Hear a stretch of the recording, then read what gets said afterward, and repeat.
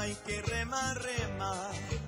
Yo soy el conoero que rema, rema y que rema, rema. Buscando la vacía, que es mi morena. La busco para darle cosita buena. Yo salgo del río sin luz y si compones el cuello, tirando de playa en playa todas las huellas que dejas tú. Me de listo pura el salsa y por Santa Magdalena. Yo guambo canté el ceniza y no encuentro a mi morena. Yo guambo canté el ceniza y no encuentro a mi morena. Playera, playera, ¿a dónde tú vas? ¿O quién tú te vas? ¿A dónde tú vas? Este por el canoero, este por el canoero, este por el canoero, este por el canoero.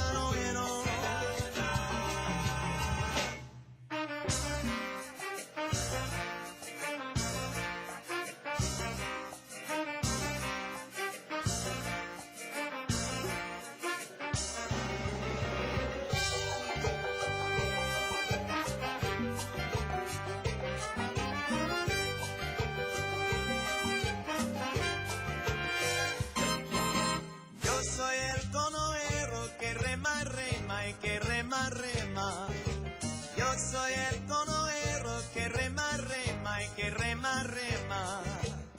Buscando la vacina, que es mi morena. La busco para darle cosita buena. Yo te viso en alta mar, las cumacas del buen barco. Seguro que me lleva la mujercita que quiero tonto. Seguro que me lleva la mujercita que quiero tonto. Playera, playera, ¿a dónde tú vas? ¿O quién tú te vas? ¿O te vas a Panamá? Este pobre canoero, este pobre canoero, este pobre canoero.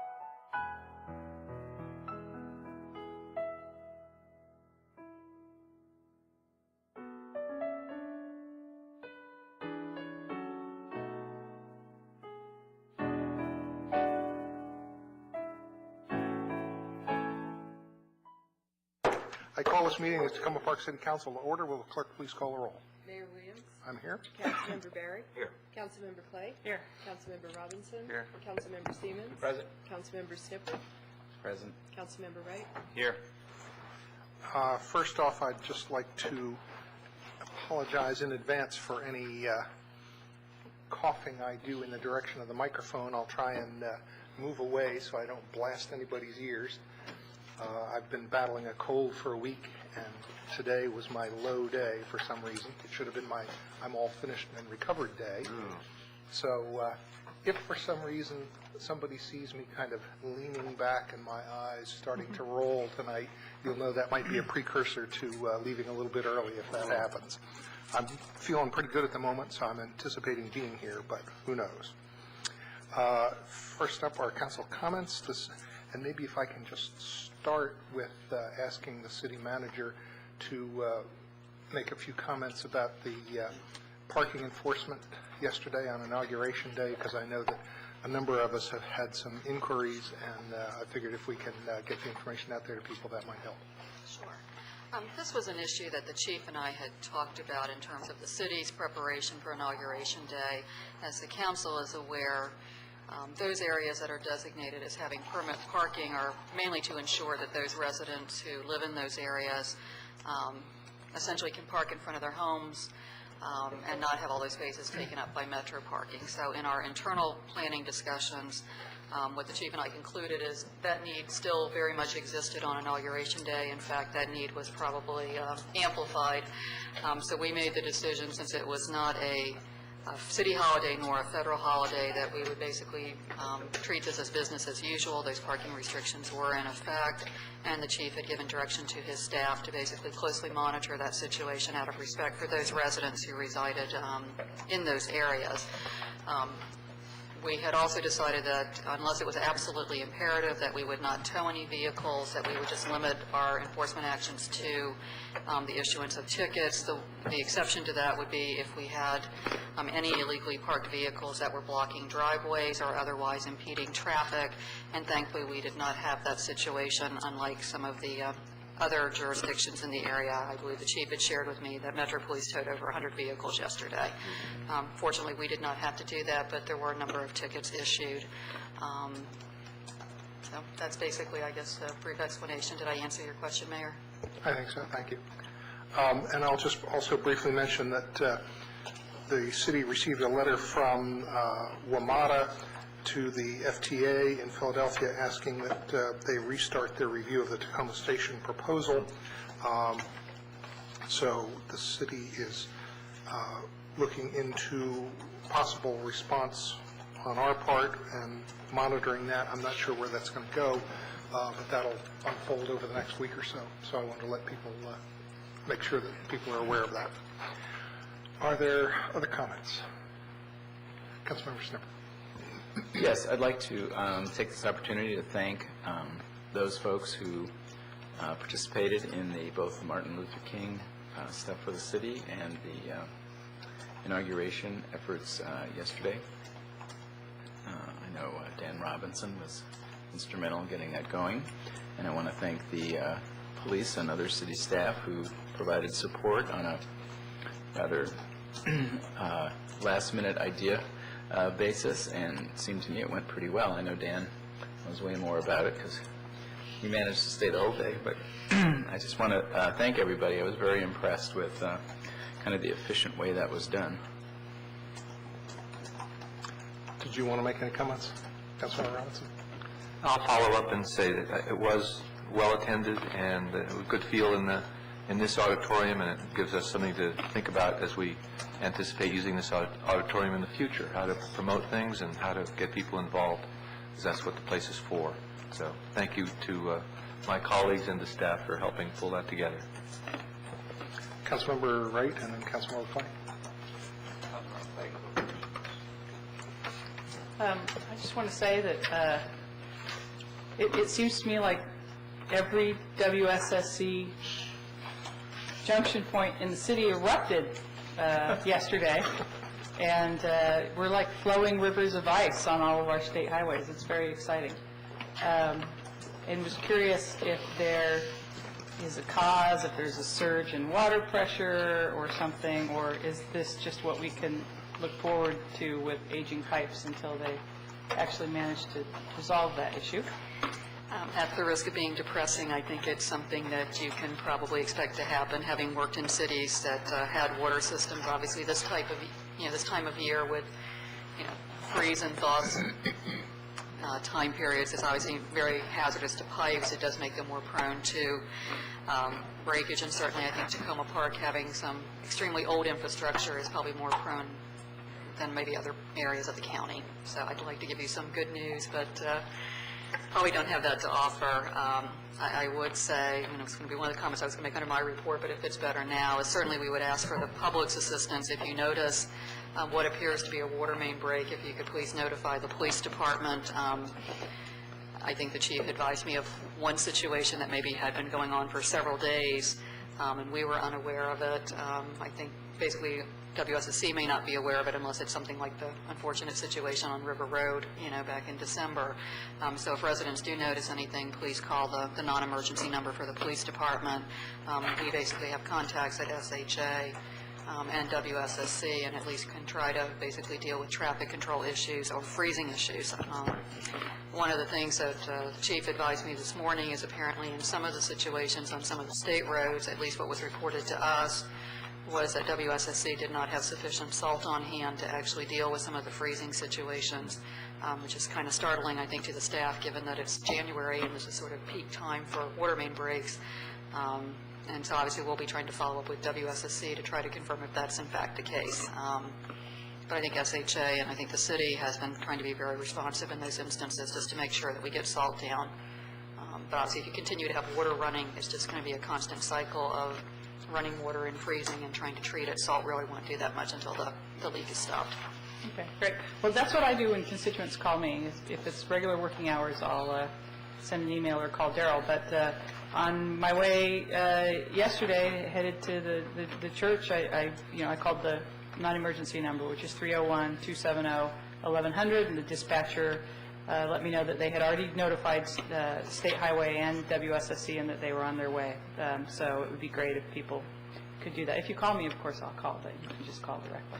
The other thing I wanted to say is that it was a great weekend, and I participated in the Martin Luther King Day of Service with the Montgomery County chapter, and we're at the North Bethesda Marriott Convention Center, I guess is what it is. And outstanding turnout, people all over the place. Many of the stations that they had set up ran out of supplies in 40 minutes. My kids made picture frames for people in the nursing homes and flowers for people in nursing homes, the little crepe paper flowers, and the older girls, the 3 older girls wrote letters to service people overseas and packaged books and DVDs and Girl Scout cookies and other things like that into the packages and mailed those off. And it was a great day.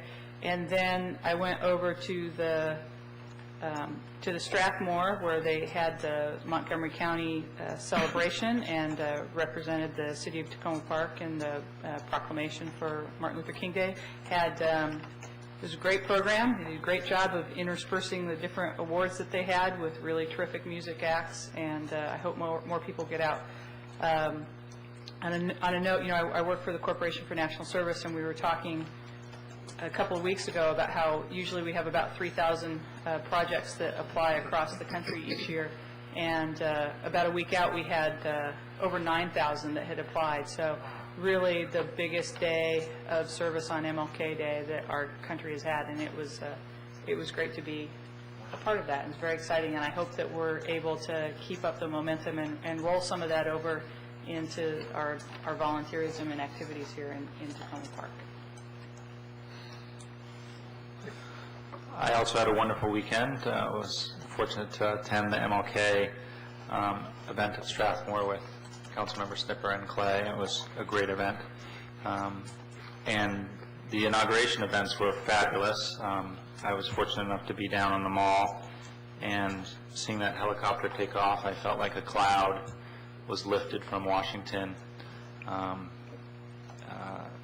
And look forward to the coming years when I know President Obama won't get everything perfect, but his effort and actually starting to look at facts and science, trying to do good government will be effective and help the country and help Tacoma Park in a great deal. And then I was very proud of the inaugural events that happened here. I wasn't here participating in them, but I thank Dan Robinson very much for taking the lead on that.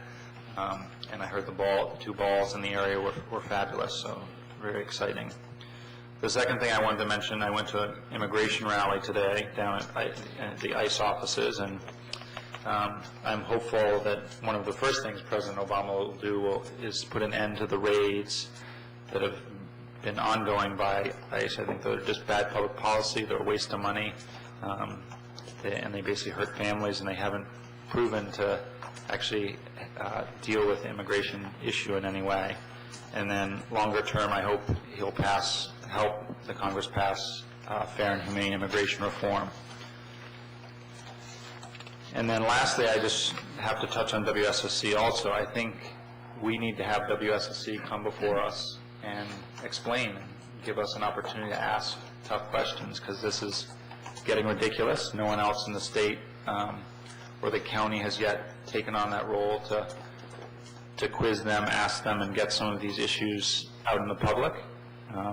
We've done that with issues like the Metro or Montgomery College that affect a lot of people in our community. I think we can do the same thing with WSSC. I also do know that I mentioned to the state delegation this issue again, and I know that when they were here in the community center a few weeks ago, they talked about this as one of the things they were willing to look into, and they've said that they are going to, but I don't think we should wait for that. I think we should ask the WSSC representatives for the area to come before us and answer questions about the crumbling infrastructure, how they spent the public's money, and general management. The fact that they didn't have salt on hand in the middle of December or January now seems absolutely preposterous, particularly given that they know they have an aging infrastructure. So I'd be happy to work with the mayor and the city manager to figure out when that could happen. Thank you. Any other comments? Seeing none, we'll move on to the next item, which is additional agenda items and agenda scheduling update.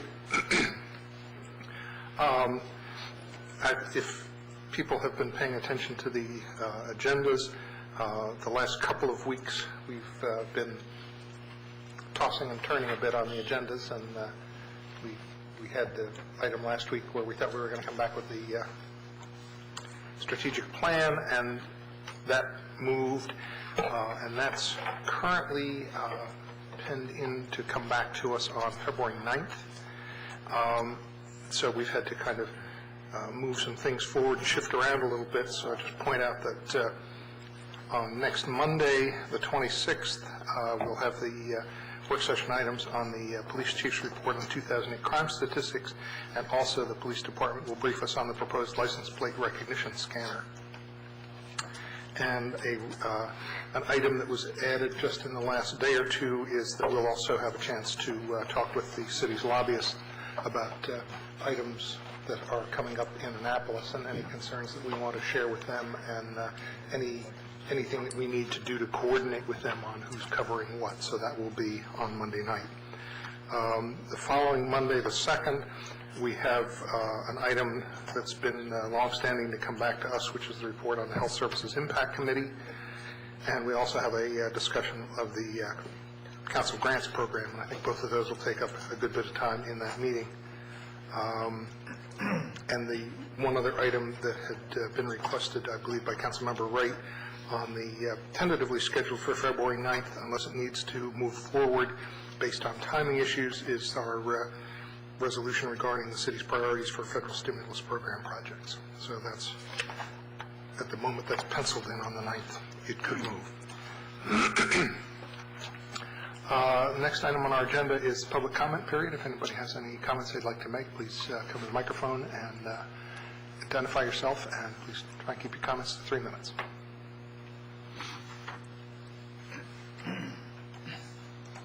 I'm Catherine Tunis, and I just wanted to mention that I sent an email from the Committee on the Environment this afternoon to Council. And I think the one thing that we just want to be sure to clarify is that the committee has decided they would like to cooperate with Friends of Sligo Creek in doing some public education on rain gardens this spring, and would like to ask for some minimal city support, which I think will be acceptable to Council. I see a lot of heads nodding. And there may be some additional things that, as the group does their planning, they may want to work out with Public Works. But at this point in time, I think it would be minimal sort of public use of the public building, and perhaps television scheduling if the TV can accommodate a public meeting. So I just wanted to make sure that was okay, because we're getting ready to jump in on it. Thank you. Thank you. Any other public comment? Okay, then we'll move on to the city manager's comments. The 2 items I was going to cover, I already have.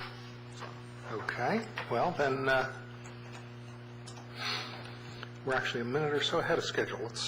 Maybe we can maintain that throughout the evening. We'll now do our first work session item, which is discussion of residents' request to ban leaf blowers. And I know that we have a couple of folks here to talk to us about that item. What I'd like to do is give them a chance, first 10 or 15 minutes, to present whatever you'd like to present to us. And then we'll have a chance for some back and forth questions and answers, and then maybe the last half hour of the scheduled hour for this item, the council can discuss next steps, where we want to go, whatever it might be. I'll also note that maybe during the question and answer or wherever it seems appropriate, there's a gentleman here from Echo Equipment Company, and he came in before the meeting and had a little bit of information that I thought would be helpful, so I'd like to give him a minute or two to present that information as well. Well, Steve obviously has no binder. I have Steve the Davies. names in the binders. I think we're going to be very brief by way of introduction. I'm Seth Grimes. And we did alert, but only a few days ago, the people who signed the letter that this was scheduled for now. As you can imagine, in the wake of the inauguration weekend, a lot of people were very focused on that, and I think that probably has something to do with not having them here now. But there were definitely people when we put this thing together, which was, 3 months ago or something, who did say that they wanted to engage the council. So maybe I'll start by... My feeling is that you both will do an outstanding job, and that there will be other opportunities for those folks to participate. The letter signers, with the exception of myself, are environmental professionals or people who really devote a very significant amount of time to environmental activism. It's not like I've never done that myself. I was just, for instance, I have some background in this as a volunteer.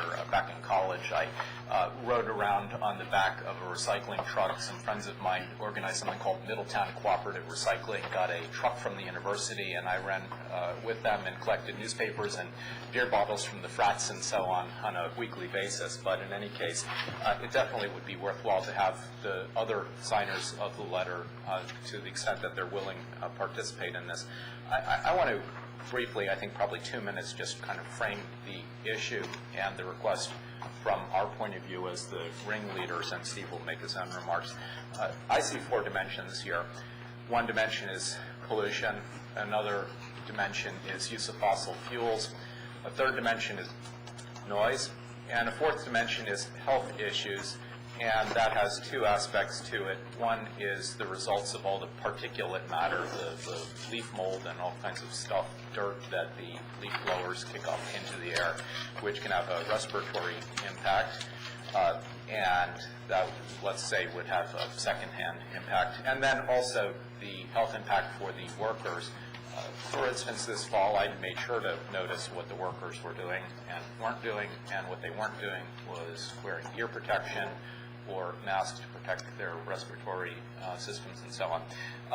No one of these things necessarily would point to a leaf blower ban, but maybe the combination of all 4 of those dimensions makes a leaf blower ban a very good candidate for action that the Tacoma Park City Council should pursue on behalf of the city. So next, let me address the word ban. I think that the council members already understand that a ban is not necessarily going to be 24/7, 365 days a year, or put it another way, 12 months a year. You've already seen some precedents that the city manager had sent out, and that Steve has included in the packets, of other municipalities around the country that have enacted bans that are not 24/7, 365 days a year. A ban is not necessarily everywhere. There are examples of other localities that have enacted bans on usage of gasoline-powered leaf blowers in residential areas. More than a certain amount of distance away from residential areas, they are allowed. So there are a number of ways that one can implement a ban and still have it be a ban without being 100%. The next point I want to address is the larger context of the strategic plan that the City Council is now engaged in formulating, and that's a good thing. I've read drafts of that, perhaps not the most recent draft, and that's good stuff. But I also note that the context that we have here is that the 2000 Council enacted a target of reducing Tacoma Park greenhouse gas emissions to 80% of 1990 levels by 2010, which is between 2 years from now if you take the full year. And we haven't done most of the stuff that's in the document that was created then, and I suppose Catherine was part of creating that. That's sometimes what happens when you create big, overarching, far-reaching, comprehensive sets of goals and so on. We focused a lot of energy, for instance, on municipal electrical aggregation and making it an opt-out system, which requires a change in state law. That's something that's difficult to achieve. A ban on gasoline-powered leaf blowers, there are two aspects to that. One is it isn't difficult to achieve. It's very concrete and immediate and has 4 dimensions of benefits, as I mentioned. And then secondly, I would ask you to respect that you do have 31 people who asked you specifically, and that's just environmentalists, basically all of them in Tacoma Park that we could identify. And only 2 people turned us down, as Catherine mentioned. She was one of them because of her standing with the city as part of the Committee on the Environment, and David Haug from the Sierra Club Montgomery County chapter was another because they have an initiative of their own that he thought might conflict. So you have a group of residents who have asked you specifically to address leaf blowers. So I would ask you to respect that and consider the ban and go ahead with the strategic plan, but don't put off this particular item in order to enact a much larger strategic plan. And I note that you are doing that right now by holding this work session, and we thank you for that. So I'll repeat by way of just closing this initial remark, something that we said to you a few months ago, that we really do appreciate the opportunity to have a dialogue about what can be enacted here that is reasonable, that meets the concerns of all of the stakeholders involved, but still advances us as a city in the 4 dimensions that I mentioned. Pollution, greenhouse gases, that is fuel use of fossil fuels. The noise dimension, we have certain restrictions on leaf blower noise right now, but I think they could go a lot farther. And then in health issues, including the health issues implied by the particulates and dirt and so on that are kicked up by these things, and the effects on the workers who are not properly protected. So thank you. Steve Davies. I live at 6717 Poplar Avenue in the Circle Woods neighborhood. I'm not willing to concede that a ban shouldn't be. I'm willing to go for a seasonal ban. Spring, summer, fall, and winter would be all right. But I do think this is at bottom a public health issue. In addition to whatever these blowers stir up, they emit nitrogen oxides and volatile organic compounds that contribute to the formation of ozone. We have unhealthy levels of ozone regularly in this area in the warm months. EPA has recently, March 27th, 2008, I just know the date because I put together this binder, about a year ago, implemented a new rule to require metropolitan areas to lower their ozone 8-hour average level to, I believe, 75 parts per million or 75 parts per billion. In any case, lower, much lower than they are now, which this area has not really been able to meet. So I think that's one very important aspect to this, is this entire area is going to have to do a lot of things to, get into compliance, if it actually wants to get into compliance. One of the things, obviously the workers who are not wearing the proper protection are probably at risk, but in addition, pedestrians, I've seen these things used, 2, 3 at a time, next to sidewalks, on sidewalks. I think a ban, as far as enforcement goes, I know that I talked to the chief about this before. He doesn't want to be he doesn't want cops to be going around chasing leaf blower complaints all the time, and I agree. That's why a complete ban is the easiest thing. It's easy to understand. You can't use them in the limits, within the city limits of Tacoma Park. A side benefit to that is that would actually educate people about where Tacoma Park is. I mean, many people seem to be confused about exactly where we end and other areas begin. We wouldn't have to rely solely on law enforcement. I think if we proposed a regulation, allowed ample time for public comment and education and outreach, we could then simply print out cards for people they could give to, the offending leaf blower operator and say, hey, it's illegal. English on one side, Spanish on the other. Anyway, that's all I have to say. I look forward to engaging with you on this. You were joined by Pat Howell. Pat, did you have any comments tonight? I'm here to listen, and I may have comments at the end. I really don't know where the council is on this. Okay. Maybe it might be a good point to just get a couple minutes of comments from the representative who's here from the manufacturer so that we have a little bit more information to go on as we start to ask questions and think about where we want to go with this. So if you'd like to introduce yourself. And Sure. I'm Eric Nelson. I work for Lawn Equipment Parts Company. We're a power equipment distributor out of Pennsylvania that serves from Maine to Virginia with different product lines. I think it's more than just a blower issue. It's an outdoor power equipment issue. I was third hand sent here thinking that it was a noise issue. See if I can address the 4 points that were made. The noise issue is pretty well publicized. I think rather than a ban on blowers, hourly usage laws and noise regulation of blowers sold and used is more appropriate. There's good loud blowers and quiet blowers. They all have decibel readings. Every 2 decibels lowered cuts the noise in half. The issue of more than one blower running at a time can be addressed. That you could legislate no more than 3 blowers in an acre area or 100-yard area. There's ways to moderate the use. The fossil fuel usage and pollution go hand in hand. The industry and blowers, the blowers I sell, the emissions have been reduced approximately 90% in the last 10 years. Part of the ways we've done that is to reduce the fuel use. If you burn less fuel, you create less pollution. The pollution levels have gone down dramatically. Millions of dollars have been spent to reduce the pollutants in a number of different ways.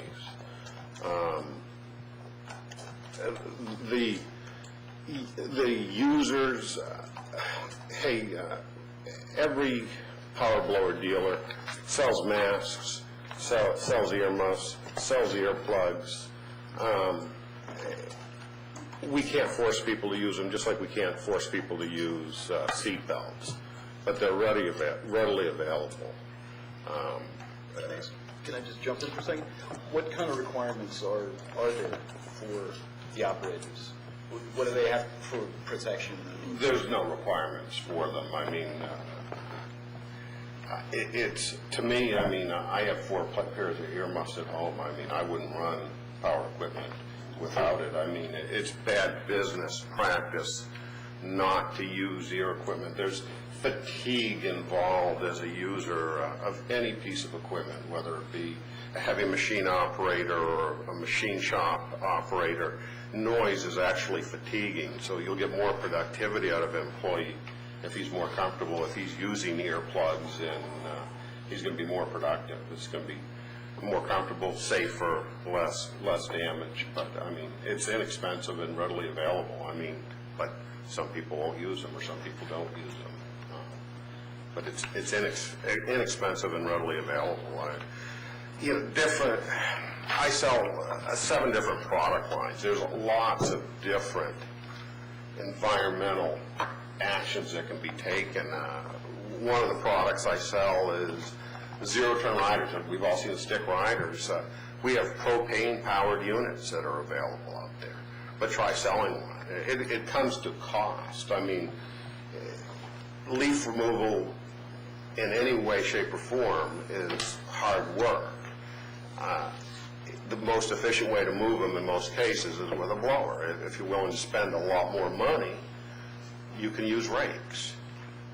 You know, if you're concerned about noise and pollutants, you have to ban the truck loaders that suck them up. And, you know, they use fossil fuel, they stir up the mold and the pollen and things like that, and they, you know, so, well, we're not going to do that because we're not going to pay money to load them in the trucks. I mean, I think hours of use, stringent enforcement of the low-noise blowers. You know, they all have stickers on them. Don't let somebody buy one in Virginia or in PG County and bring them in. I mean, stick to a quiet blower standard. I think right now Tacoma Park falls under the Montgomery County 70 decibels standard, which is, if I'm not mistaken, it's a 70 decibel reading at 100 feet over 3 inches of grass, because that's the way it's written. But there's a significant difference between a quiet blower, a 70 decibel blower, and the old blowers that 70 is quiet. Is much quieter than, we had blowers that were 78 decibels. I mean, there's a lot of them out there that are 75, 76, and again, every 2 decibels cuts the noise in half. So 70 is significantly less noisy than most of the blowers I sell are probably in the 74, 75 decibel range. We had, at one time, Echo had the only blowers out there that were under 70 decibels, and hey, we were all for the quiet blower and used it as a marketing program 15 years ago and sold about 0 blowers based on that. I mean, we just couldn't generate any momentum in selling quiet blowers. I mean, there's Montgomery County, we do very well because we have quiet blowers, but for the most part, the industry has blowers at 70 decibels and below. I mean, we have a lot of bigger blowers or different blowers where noise hasn't been built in, but they're out there. And, you know, the neighbor that runs a power blower at 7:30 in the morning on a Sunday is an enemy to the industry as well as to his neighbors. But the industry has come a long way in addressing the pollution and the noise and the safety issues. I mean, we do address, we have safety videos and everything else, but if we provide safety equipment and people don't use it, there's not much we can do. You know, companies have gone out of business because they can't meet the federal guidelines. Tecumseh Engine just went out of business, and they couldn't build a clean engine. You basically can't get a 2-cycle engine on a lawnmower anymore because it couldn't be built to run efficient enough to satisfy the industry standards. So the industry has certainly come a long way. Can you say a little bit about the federal standards and how they've changed over what period of time? You were talking a little bit before the meeting about kind of the change over maybe the last 10 years. Again, I've sold handheld products for 20 years. 20 years ago, there was no legislation on pollution whatsoever. Starting about 10 years ago, there were standards that had to be met, and say 10 years ago it's measured in pollutant grams per horsepower hour, and say 10 years ago we couldn't contribute more than 100 grams per horsepower hour into the atmosphere. Now it's 10 grams per horsepower hour. And 10 years ago, when they saw it was all laid out where we had to be, most of the manufacturers said there's no way we will ever be able to get to those standards. It cannot be done. And some of the manufacturers can't, and have gone out of business. Some have gone to 4-cycle handheld products. Echo, due to their high technology and millions of dollars being spent, can do it with 2-cycle products, with catalytic converters and everything else. And there's 3 ways of regulating it. The government has 50-hour engines, 125-hour engines, and 300-hour engines where they have to meet the pollution requirements. So they have to meet the pollution requirements for that number of hours? For them, Of that one number of time to meet hours. the standard? To meet the standards. So you can legislate in, all handheld equipment must meet the federal guidelines for 300 hours. That way you eliminate engines that would get sloppy at 50 hours. Now, 50 hours for a homeowner is a long time. For a commercial guy, it's not a low number, but he can reach it. I mean, true hourly reach. They don't run these machines typically hours after hours after hours. They run it for an hour or two, and then they stop, and they run it for an hour or two. Now, there's some exceptions. But you can legislate in 300-hour machines. And, all the quality manufacturers have 300-hour machines. And it's 300 hours, that's the life of the machine. It must meet the pollution limits for 300 hours. And I was saying earlier, 300 hours on a leaf blower is like 300,000 miles on a car. They might exceed it, but it's rare. So that's the way you can protect yourself. Does it stop being effective after that amount of use? Typically, after that amount of use, somebody has destroyed it. They've run it over with a car, they've put straight gas in it, they haven't changed the oil, any number of things. It would have to be maintained pretty well. That's a lot of hours. I just threw away a 20-year-old weed eater, and I bet it didn't have 50 hours on it. And it was age that killed it, the dry rot of the gas lines and things of that nature that finished it. But again, there's ways of going green in this community without total bans. Like I said, there's propane lawnmowers, there's clean blowers, there's vegetable oil for chainsaw, bar and chain oil that's just dumped in the atmosphere. There's a lot of things that are available if people are willing to use them. And for the most part, people will not spend money for pollution control or quiet unless it's legislated in. There's a lot of stuff that's readily available out there that you guys can legislate as you see fit, with the noise, with the pollution, with the hours used. Thank you. It's very helpful to know that there are a number of options and a number of standards that are already out there. There's standards in place. California, was several years ahead of the rest of the country, and if I'm not mistaken, the federal guidelines have caught up with California now, and they're very stringent, very strict, but we have years to get there. And are the standards that are in place at this point in time all federal, or are there state standards still? The only state standard that I'm aware of is California. Okay. And that was the California Air Research Bureau, I believe, had their own standard. So if we were looking at specifying a standard that equipment had to meet, we would tend to be looking at federal standards. That would probably be the way to go. That would be the fairest way to go for all the manufacturers. Some manufacturers won't do business in California because they couldn't meet CARB. But if I'm not mistaken there, CARB more or less, we mirror CARB, federal mirrors CARB right now. It took us 10 years to get there, but they were always slightly ahead.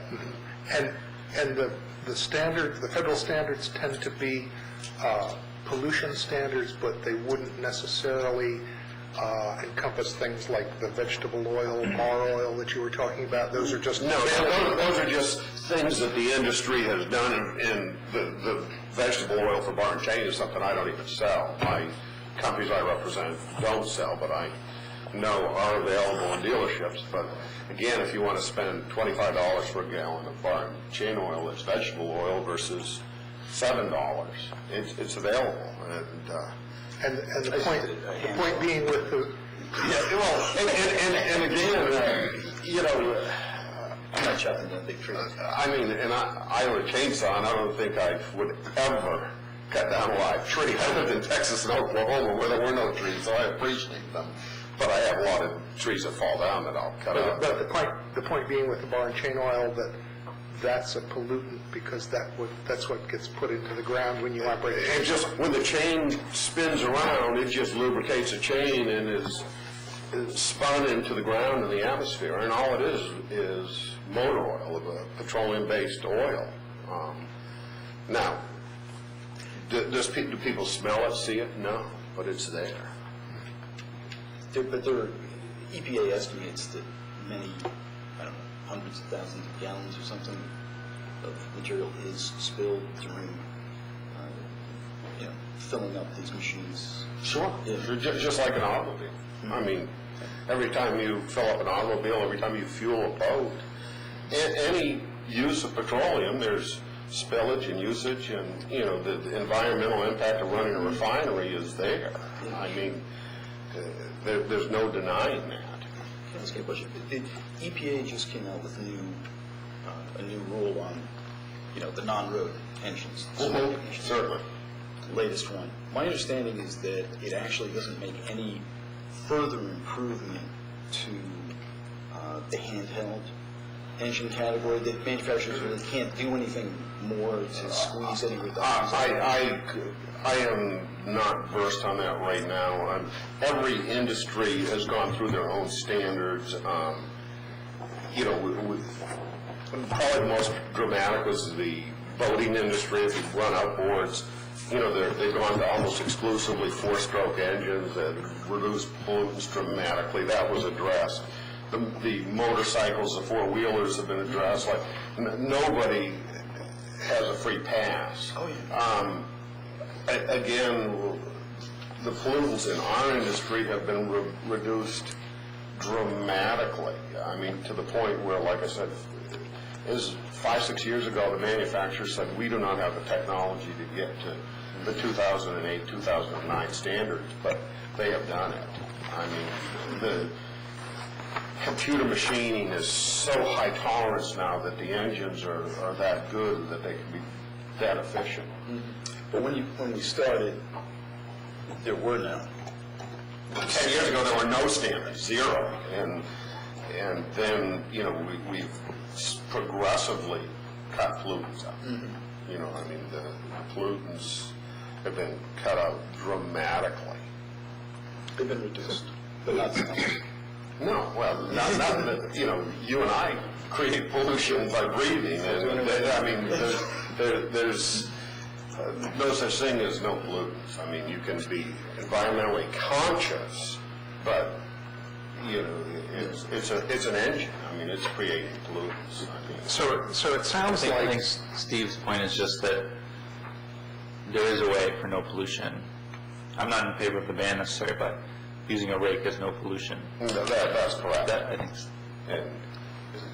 And additionally, no particulates, dirt kicked up into the air, and additionally, no noise, and so on.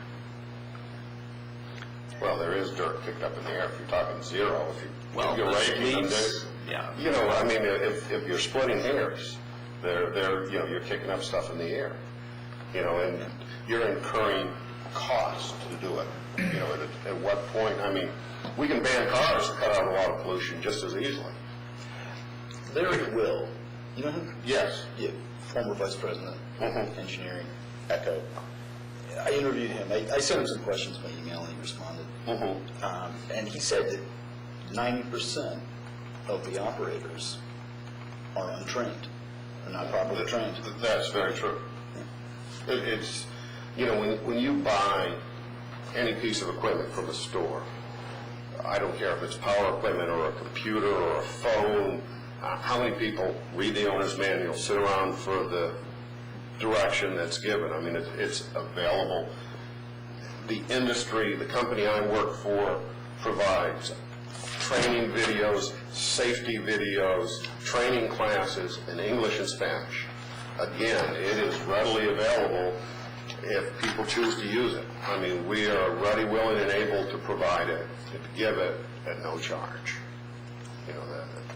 You can lead a horse to water, but you can't make him drink.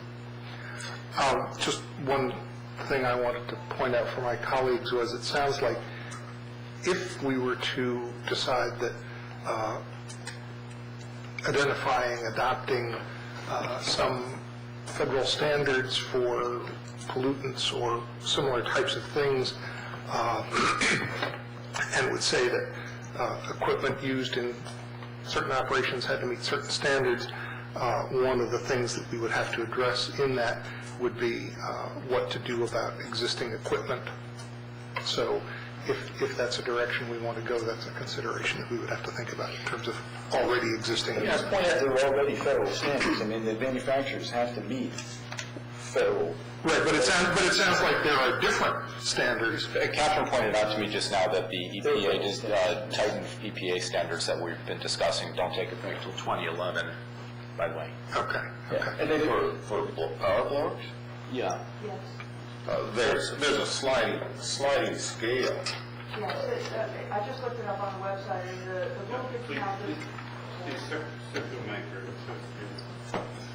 I do compliance assistance at EPA, so I'm so familiar with this.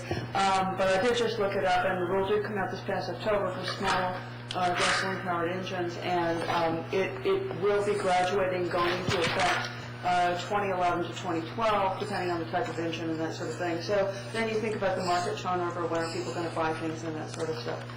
So that's one thing. And another point, if you'll indulge me for a minute, is that something that's been going over in my mind is when the issue came up with lawnmowers a while ago, we did public education in terms of encouraging people, letting people know what were the pollution problems of gasoline-powered lawnmowers, and encourage them to use lawnmowers, electric lawnmowers or push mowers if they could. And so that might be another option that we could consider as well, council could consider as well. Yeah, I just wanted to see if we could get information from people who are here, and then we can get to asking additional questions, and then possibly start to mull over a direction that we'd like to go. Thank you for sharing your information. Are there questions? Councilmember Wright. Just before we start taking questions, I thought it might be helpful if Chief Rakucci could come up to the table and just talk a little bit, share his perspective on enforcement, because that's one thing we haven't sort of heard about broadly yet. I know he has a lot on his plate in terms of crime issues in the city right now, and would like to hear his perspective. I presume he would be the one responsible for enforcing any type of ban. Since he pulled over one of our colleagues for going through a stop sign on a bicycle, I'm assuming that he would be. He's everywhere. We've got a special uniform for you. In preparing for tonight, and I had discussed this when I first got here with the noise control board, we had, last year in 2008, we had 331 noise complaints, which we obviously responded on. And then we broke them down, and believe it or not, we only had 2 involving leaf blowers. Most of them are radios, stereos, dogs, vehicle with horn, vehicle with alarms, apartments, and just people in general, which is your noise complaints. My concern, and one that, as I listen to this discussion, we have what we call our nuisance abatement officer. He basically works full-time as parking enforcement now, and he does, when we get a noise, like Doug, we had out at IHOP, he will run those complaints. I do see this as it would be about a 16-hour-a-day complaints would come in because people cut grass in the evening and in the morning. My concern would be how much time it would take. But my bigger concern is some of the things you're bringing out. If we have certain standards, my people aren't trained in EPA standards. I know the county has an environmental group, and I worked with them for many years. I know they're trained in different noise things and gas. We'd have to have some training, and that's my biggest concern. I mean, we will handle whatever you all decide to do, but it will be an additional duty, and on the priority of calls, and obviously noise complaints is at the bottom of the list. Now, we will get to it, and obviously during 8 to 4, Monday through Friday, my nuisance abatement officer would handle that. I just don't know what it would generate. All I look at is the numbers here, what we have right now. I just want to be able to have the resources and the training. If we have to do it, then we will do it, but we will need some resources. You all are getting into a lot of laws that we aren't trained in and we would need to be trained in. So it is, you're correct, Councilman Wright, it's going to be an additional, and as you well know right now, our resources are put to other things with serious crime and things like that. So it is at the bottom of the list of priorities. Now, if I'm told to put it at the top, fine, but I don't think our citizens want it at the top when we're talking crime. But we need training, and we would have to at least evaluate, how much resources it's going to use. It's going to use more resources, because I think once you enforce the law, and then I know people will be calling in and want us to force it. I think one of my concerns would be we have an education period. We do educate the public. I think that's going to be essential, and what they can use and what they can't use, that would help us. And then obviously, depending on how much in depth you go, we're going to need certain training, if that answers your question. Yeah. Our letter did say a phase-in of a ban, and as I said before, I think a ban, an eventual phase-out of gas-powered leaf blowers is much easier to enforce ultimately than any kind of patchwork regulation where you're trying to mimic EPA. As I said, there are federal regulations. Manufacturers are going to have to meet them. There's no reason for us to duplicate those. No, it always sounds like if we were to maybe accelerate the adoption. Accelerated, but if the manufacturers don't have to meet the standards until a certain time, then how are people going to be able to buy equipment that meets those standards? Then again, as I mentioned, the handheld blowers, this is from a discussion I had with a guy at EPA who worked on this rule.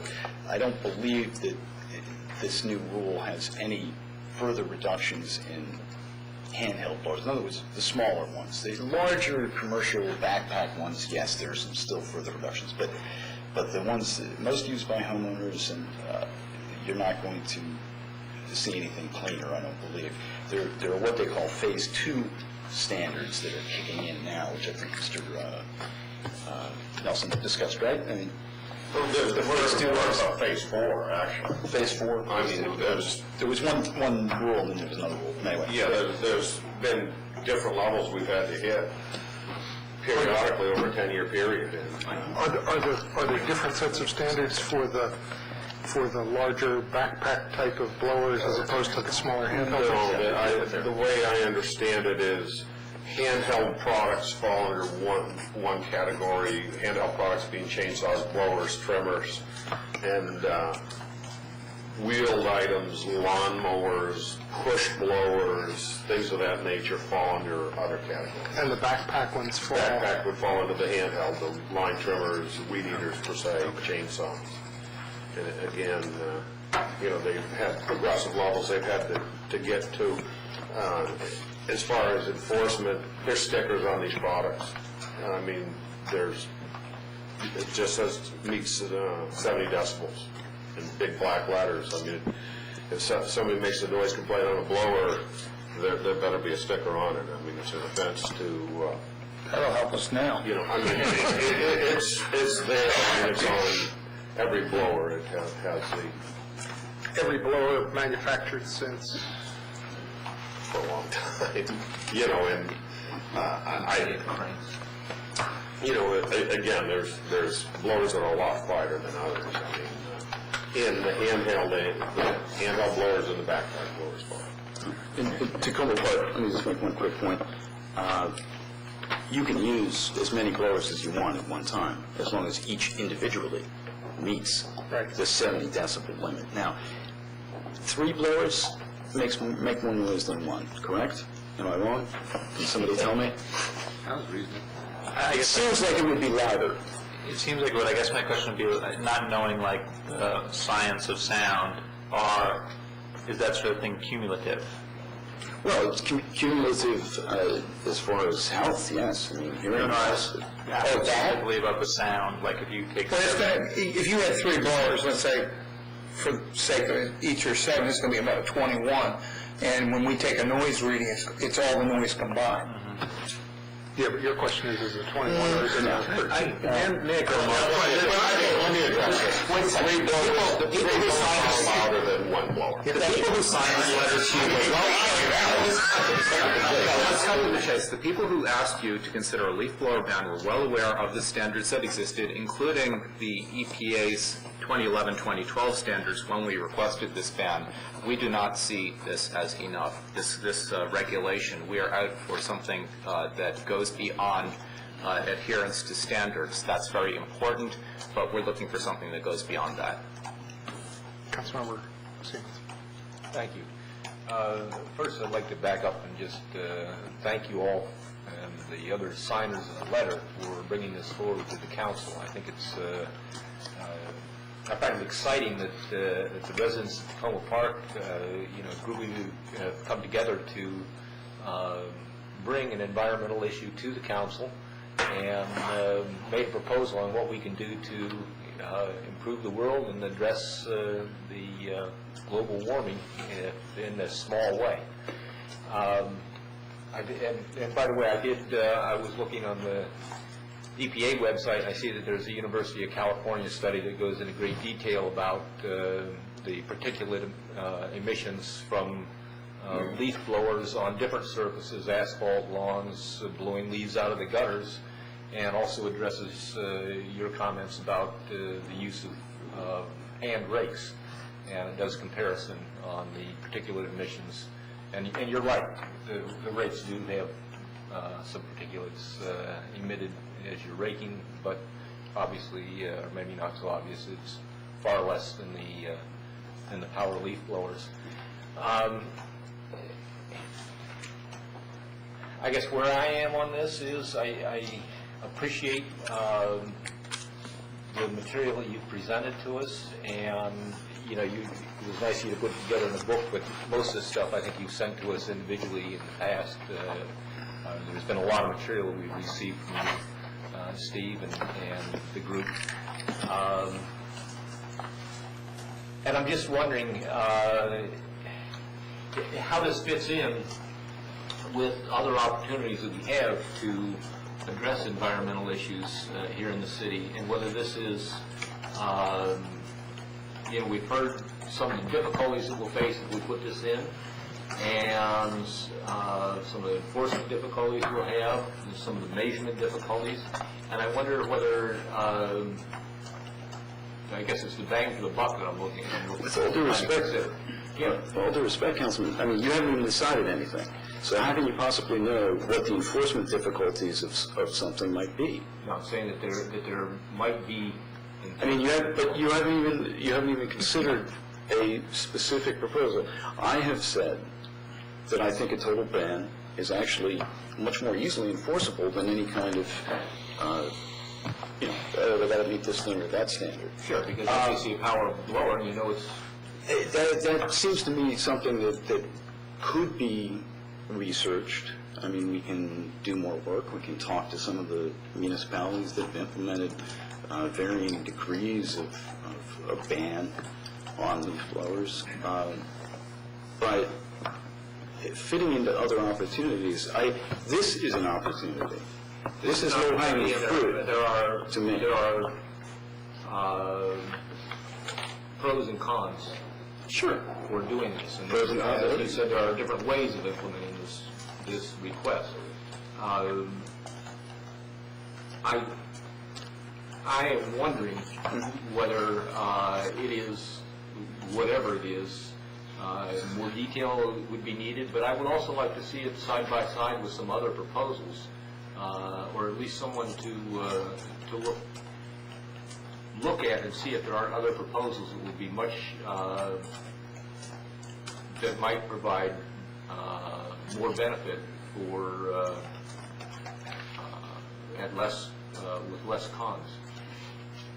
I'm not sure what the cost is here. Could I ask you, is there any community that's done a total ban? Palo Alto has done a ban. Los Angeles has a ban within 500 feet of a residence. I will get you one of these, since you don't need yours. Give it to the chief. But there's a lot of information, including the, of course, the good old Outdoor Power Equipment Institute pamphlet, which says don't use them within 50 feet of a bystander. I would say I'd like to research other jurisdictions to see what they, how they enforced it and, what the cost was to them and what we'd have to do to prepare for it. So any information I could get to get my staff, we could start researching it now. Yeah, but it also sounds like the simpler the rule, the easier Well, that's what I'm saying. enforced. Yeah. And so, sure, do some of that, but I would think that unless and until we get close to deciding what it is that we're going to do, don't put too much effort into it, because whatever we do might be fairly simple to enforce without any training. What's the cost of not doing it? I mean, what's the cost of not taking any action to try to clean our air? Here in Tacoma Park, we can't control And I think that's the vehicle emissions. That's exactly, Nice if we could. I think that's exactly the same thing that I'm asking for, is what is the cost to us? I appreciate the material we put together. It would be helpful for me to see more specificity in what are the savings to the community by doing this. In other words, I saw a comment from a Tacoma Park resident that said there are a single gas-powered leaf blower emits more pollution than 80 cars do in a year. Well, Yeah, there are a lot of comparisons like that that are thrown around that try to shut are scientific. That was from a presentation done to the Council of Governments in 2005, I think it was. You can provide the slides to that from that presentation. It was by some environmental group. I don't recall the name. Councilmember Morales. I'm going to go out on a limb here and talk about what presents my father-in-law gave my wife and I back in the 80s. He started with a CD player in 1984. That was brand new, and we kept it a long time. I think it finally, nothing worked a couple of years ago. He gave my wife a fur coat. He was from Long Island. He gave her some leather pants. The fur coat's still in the closet. The leather pants are long gone. He gave me a leaf blower, and I used that leaf blower for years, infrequently. And I always felt guilty about using it. I always thought, why am I using this thing? It's noisy. And then I discovered the rake, or I rediscovered the rake. And I'm very happy with rakes, and I'm kind of a connoisseur of rakes. And the leaf blower finally bit the dust of about 1993, I think. And that brings me to my question, and that is, how many leaf blowers are out there? And what happens to them after 50 hours, or 140, I think, hours, or the 300 hours for the really well-made ones? They go in the landfill, as far as I can tell. They're probably not, I mean, there's some small engine repair folks. We've got one guy down on Poplar who does small engine repair, John. But I would say that's a cost, is that there are many leaf blowers out there that end up in landfills, and that concerns me. I liked my father-in-law a great deal, and he was a great guy. But he had a habit of giving gifts that, except for the CD player, which was about this big. I played one CD. He had a habit of kind of overdoing it. You made a statement that rakes cost more, and I'm not sure if that's the case. Certainly, certainly people use rakes, and they don't. Maybe how many square feet can you rake, in a certain period of time, and how far can you push leaves, and that's hard to say, right? I'm a veteran of many raking hours. Yeah. I grew up in a yard covered with oak trees. I lived in a house in Pennsylvania that had an acre of oak trees over a quarter acre of yard. Spent countless hours raking. Some people find it a pleasurable experience. I did not. I mean, I could appreciate it on a small scale. And again, I mean, there's a time and a place for everything. I mean, if you have a reasonable amount of leaves, in some cases it's more efficient to use a rake. It's certainly quieter. But in a lot of areas, I mean, it's just not practical. I mean, if you want to spend many, many hours doing it, 10 times as many hours? I don't know. I'm not sure. We have a 16,000-foot lot. It's a double or double and a half size lot. And I rake it all the time. And what we've also done is to start to reclaim that land and take the lawn out and let the leaves lay where they are. And I think that's a good kind of approach, is to get rid of lawns. I mean, now I'm really going out there. No, you're absolutely. Lawns aren't they're like a throwback, a holdover from Versailles or something like that, where everyone thought that huge expanses of flat, very well manicured areas are the best thing you could possibly have. And I think we're kind of growing beyond that. So I have a number of concerns about where we are and a number of wishes as to where I'd like to see us get.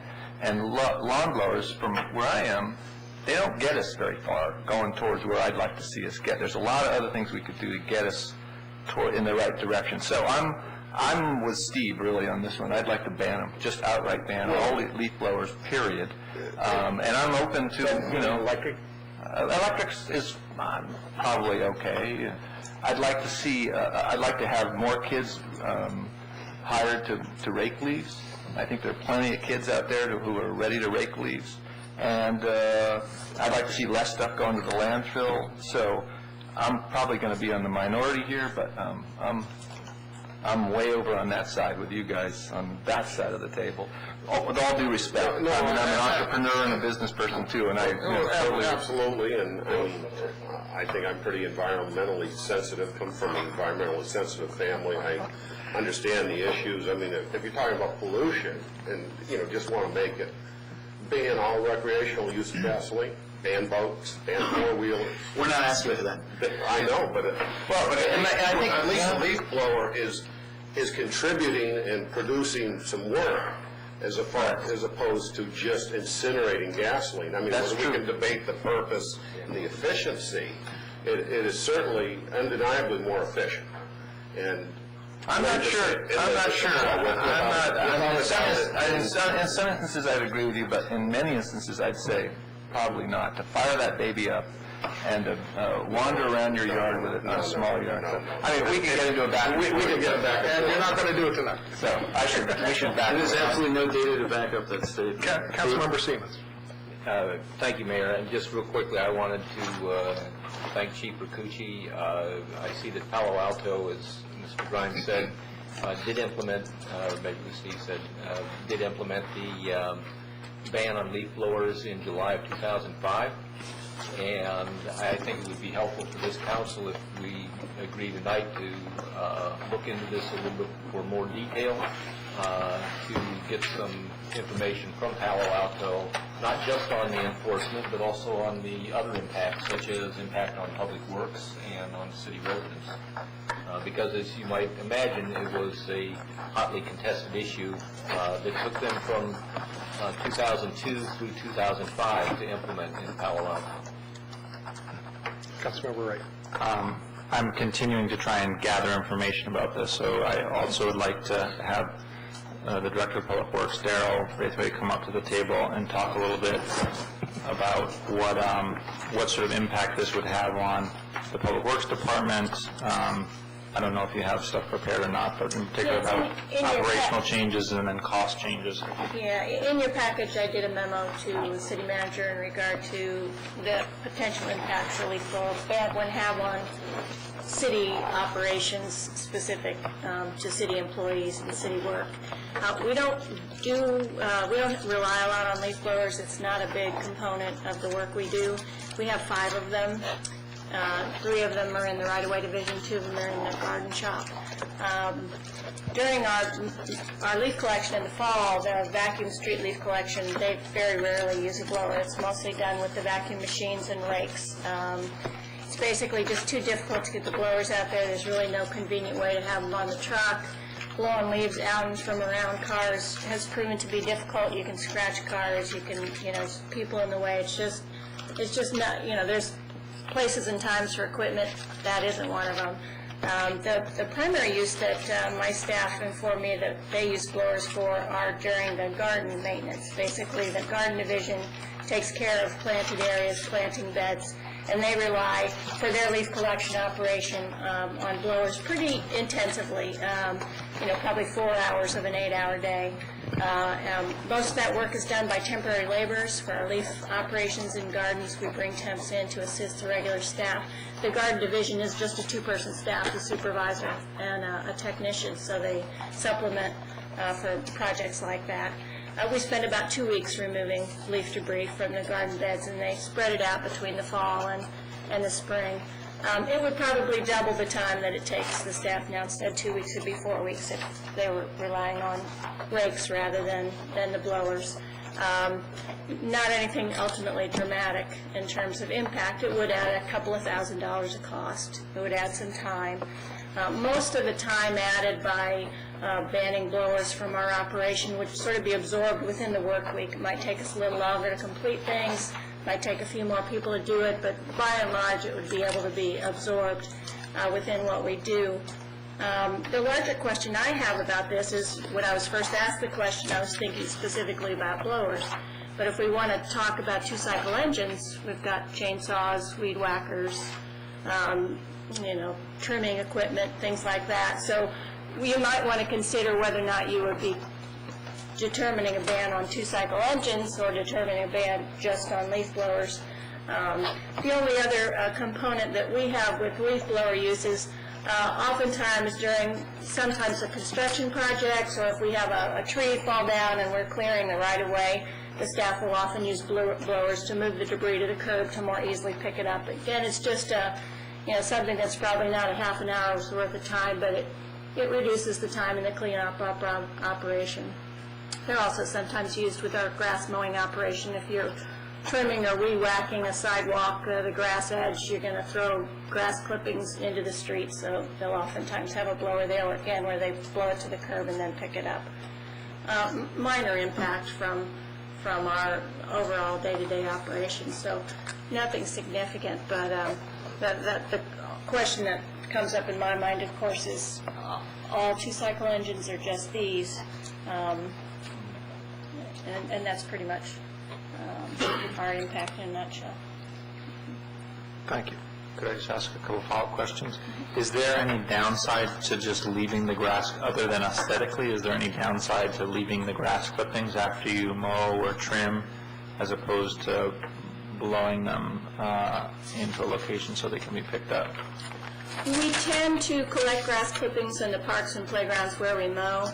Because of the mowing frequency, we probably could get away with some thatch left behind. But generally speaking, the expectation is that lawns are supposed to look a certain way after they're mowed. So our general operating practice has been to pick up the grass debris.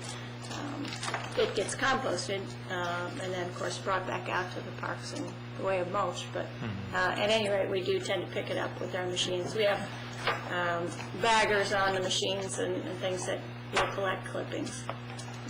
And those other 2-cycle engines, would it be fair to say it seems like it would be more difficult to replace the function of those machines as opposed to a leaf blower? The chainsaw's got a pretty specific, use, and I'm not aware of a whole lot that you could use other than a chainsaw for, trimming trees, branches, debris, clearing fallen trees.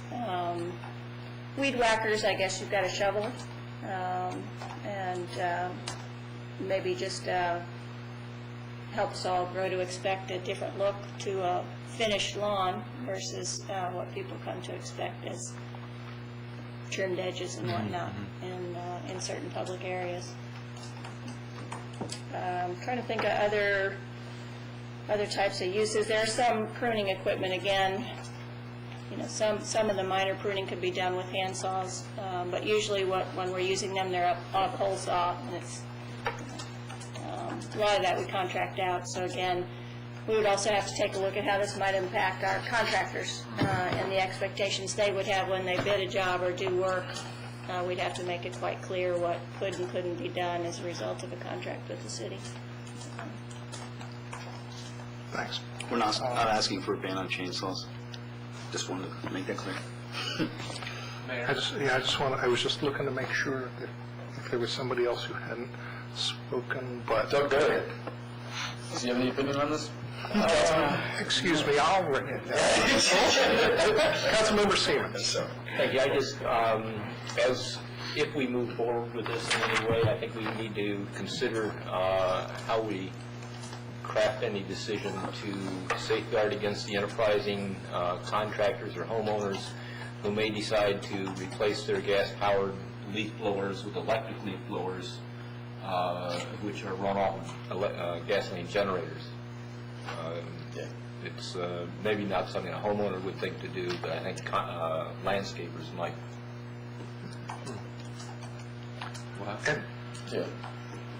I wanted to point out just a couple things. One was that I noticed in the packet of information that we got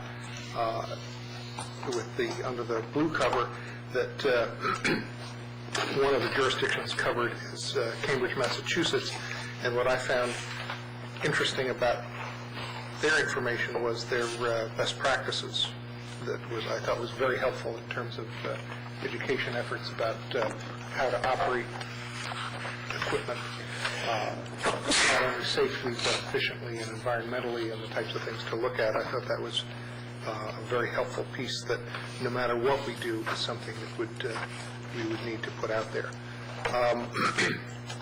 I also wanted to just point out that in thinking about how I use my gas-powered leaf blower, I realized that people talk about leaf blowers and the fact that I mostly don't blow leaves with it in the conventional sense, that what I end up doing is dealing with the materials that are the result of having a large oak tree in my yard, which I put a lot of money into making sure that it is healthy, because we think of it as our first line air conditioning for the house. And it's a nice big old tree, and it's the one thing that everybody notices and says, "Oh, what a gorgeous tree." And the cost in doing that is that in years when there are acorns, we get a lot of acorns, and a lot of the leaves and a lot of the acorns always used to land in the gutter and on the roof until we spent more money and got gutters that are one piece with the thing over the top, so that I'm not constantly cleaning gutters. But when I was cleaning gutters, I tended to use the leaf blower to go up on the roof and get the debris from the oak tree off of the roof and blow it out of the gutters. And it was either do it with the leaf blower or take a long time and work off of a ladder from either the lower roof or the ground, or get down at the bottom of the roof and bend over, and I decided all of those were not good options as I got older. So it was a lot of dealing with roof and gutter from the tree and other things like acorns on the driveway or the sidewalk, thinking about safety of people who would come to visit us or people walking on the public sidewalk when you get to a place that's just full of little roller bearings. So I tended to use it for things like that, not for leaves. I would tend to rake leaves the few times that I rake leaves, because I try not to cut the lawn, not to rake the leaves. Maybe I'm lazy, maybe I just don't like to do it, but it tends to be, gee, when I really do have to deal with the leaves for that one time in the fall, when I got to get them out to the street so that the city can take them away because I can't possibly deal with them all, we rake the leaves, and then when we're all through, I take the blower and blow off the patio and the driveway and the sidewalk so that all of the little other stuff that falls through that the rake doesn't get, that I don't have to go out there and sweep all that space. So that I'm not really ever raking leaves. I'm always not blowing leaves. I'm blowing something else. So I just like to point that out. And I think as I read some of the material and heard some of the questions and discussion tonight,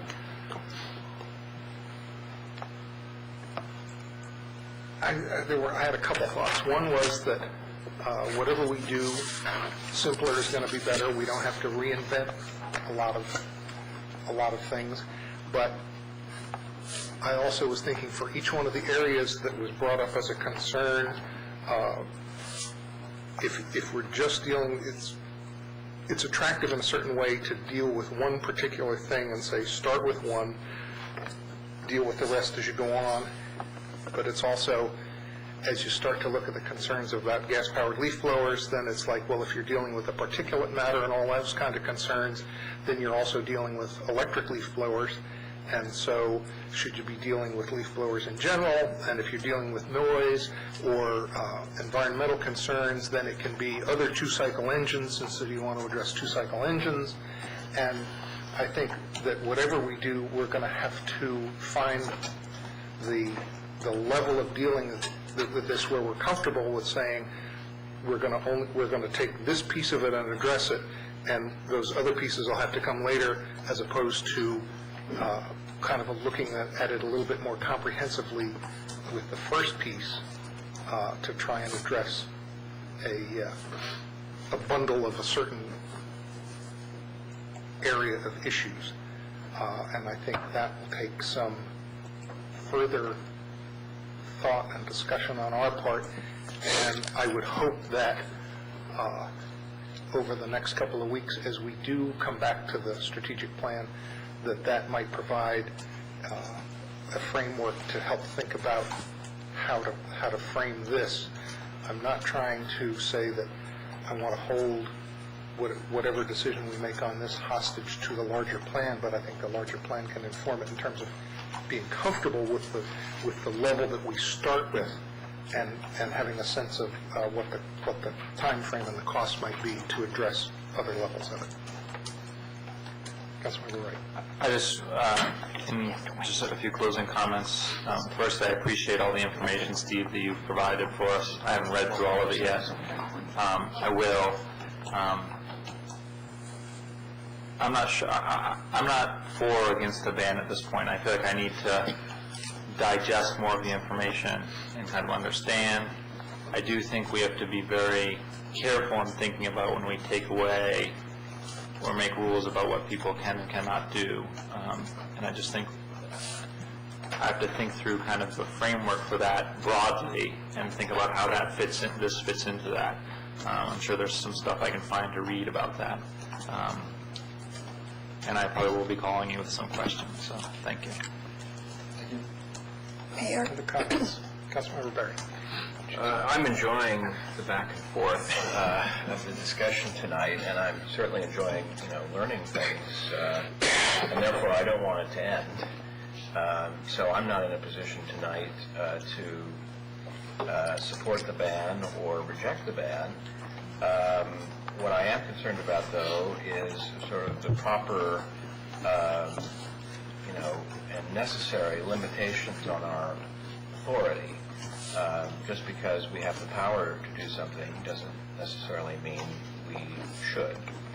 And, what is the proper balance here between public health, public safety, the ability of people to make money in their garden businesses, and the desire of the city to use its authority to allow something or to not allow something.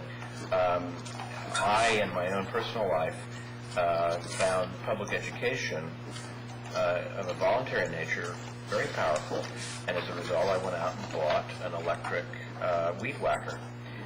Now, and I'll reveal this to my colleagues and to you tonight, I use it as a sort of impromptu lawnmower because it cuts the weeds, which is all I have left in my front and backyard. But I only used it 3 times in the entire year because with the tree cover, the weeds don't grow. So I'm not doing much to contribute to the ozone issue, and it may be that we focus first on public education. If people know what we now know about the downside of the use of these things, it may be that they'll voluntarily reduce the use of it, which would be encouraging. So I think we should just keep talking. I'm going to study this very carefully, and I look forward to having you back soon. Thank you. Any other comments? Pat would like to say something. Yes, Pat. I'm not up to speed on all the technical aspects of this, but there is an area where I feel a very great concern. As I get younger and younger, the sound of the gas blowers becomes more and more piercing. And because I've been in the garden business a long time, I don't have a gas blower because they're too heavy, but I'm around other people using them. And I know that 23 years ago it didn't bother me, the sound. And now it is almost unbearable. So maybe that's me, or maybe it's as we all get younger, we're going to be more aware of it, and it's going to become a problem. So that's all I wanted to say on that. And also,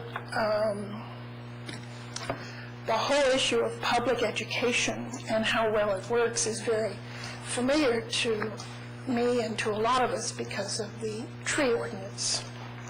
And I think over time it's working well. More and more and more and more people become aware of what they cannot do or how they should go about getting permits to do various things. And I also would add that as far as public education goes, I know in the DC Police Department we spent a year or more letting people know that they were going to become they were going to be ticketed for talking on their cell phones in the District of Columbia. So I'm just throwing all these things into the pot. Thank you. And Bruce, if I could just add one thing.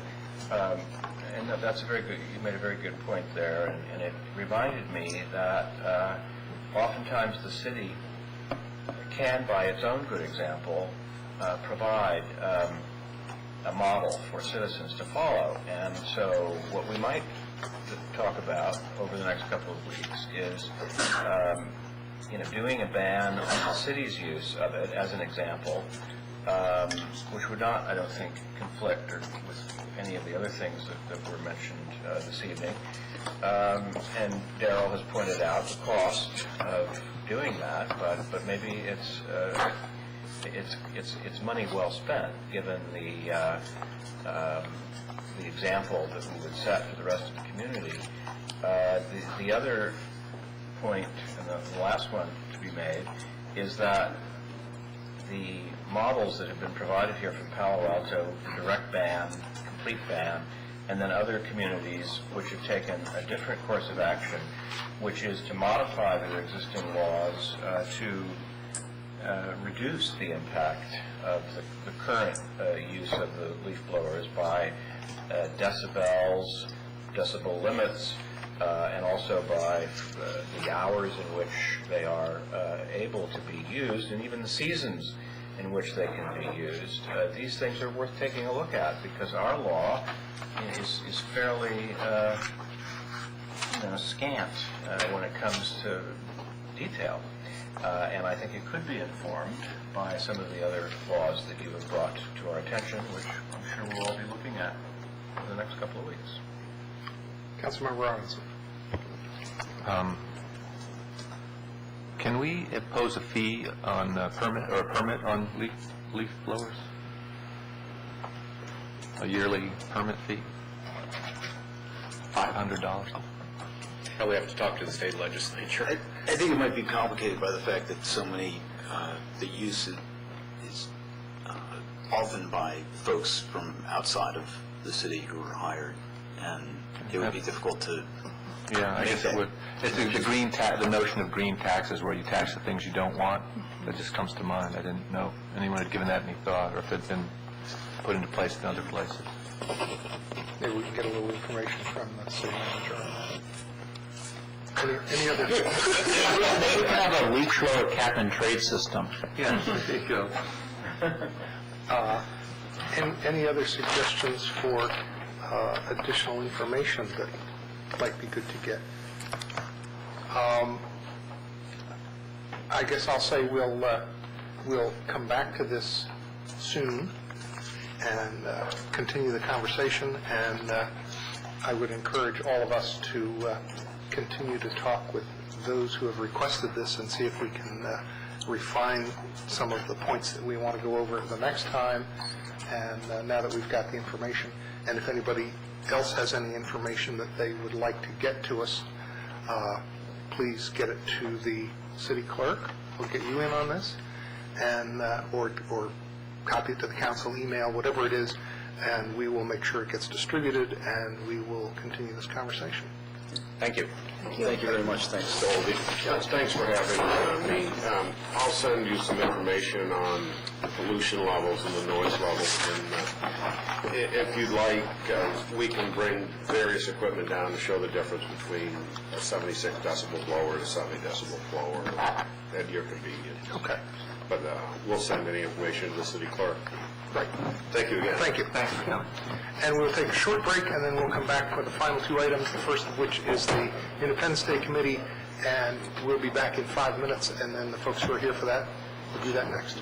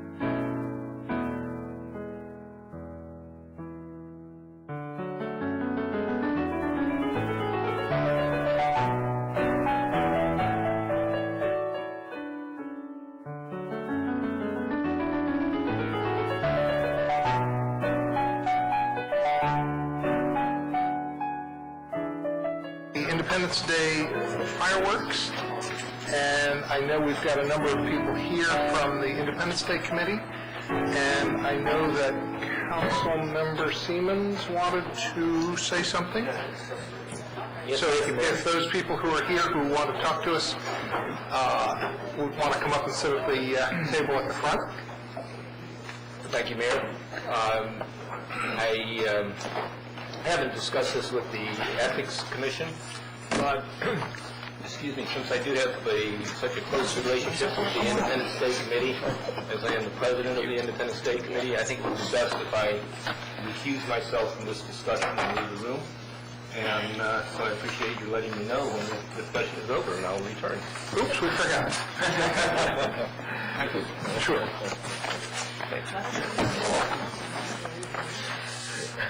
I don't want to be an undue influence on you.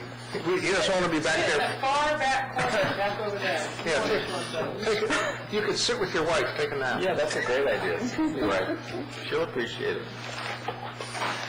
Welcome to all of you. Thank you. And I guess I'll just start off by saying that I know that a number of times in the past couple of years, there have been some discussions with the Independence Day Committee and the Council about need for resources and volunteers to make sure that the effort keeps going.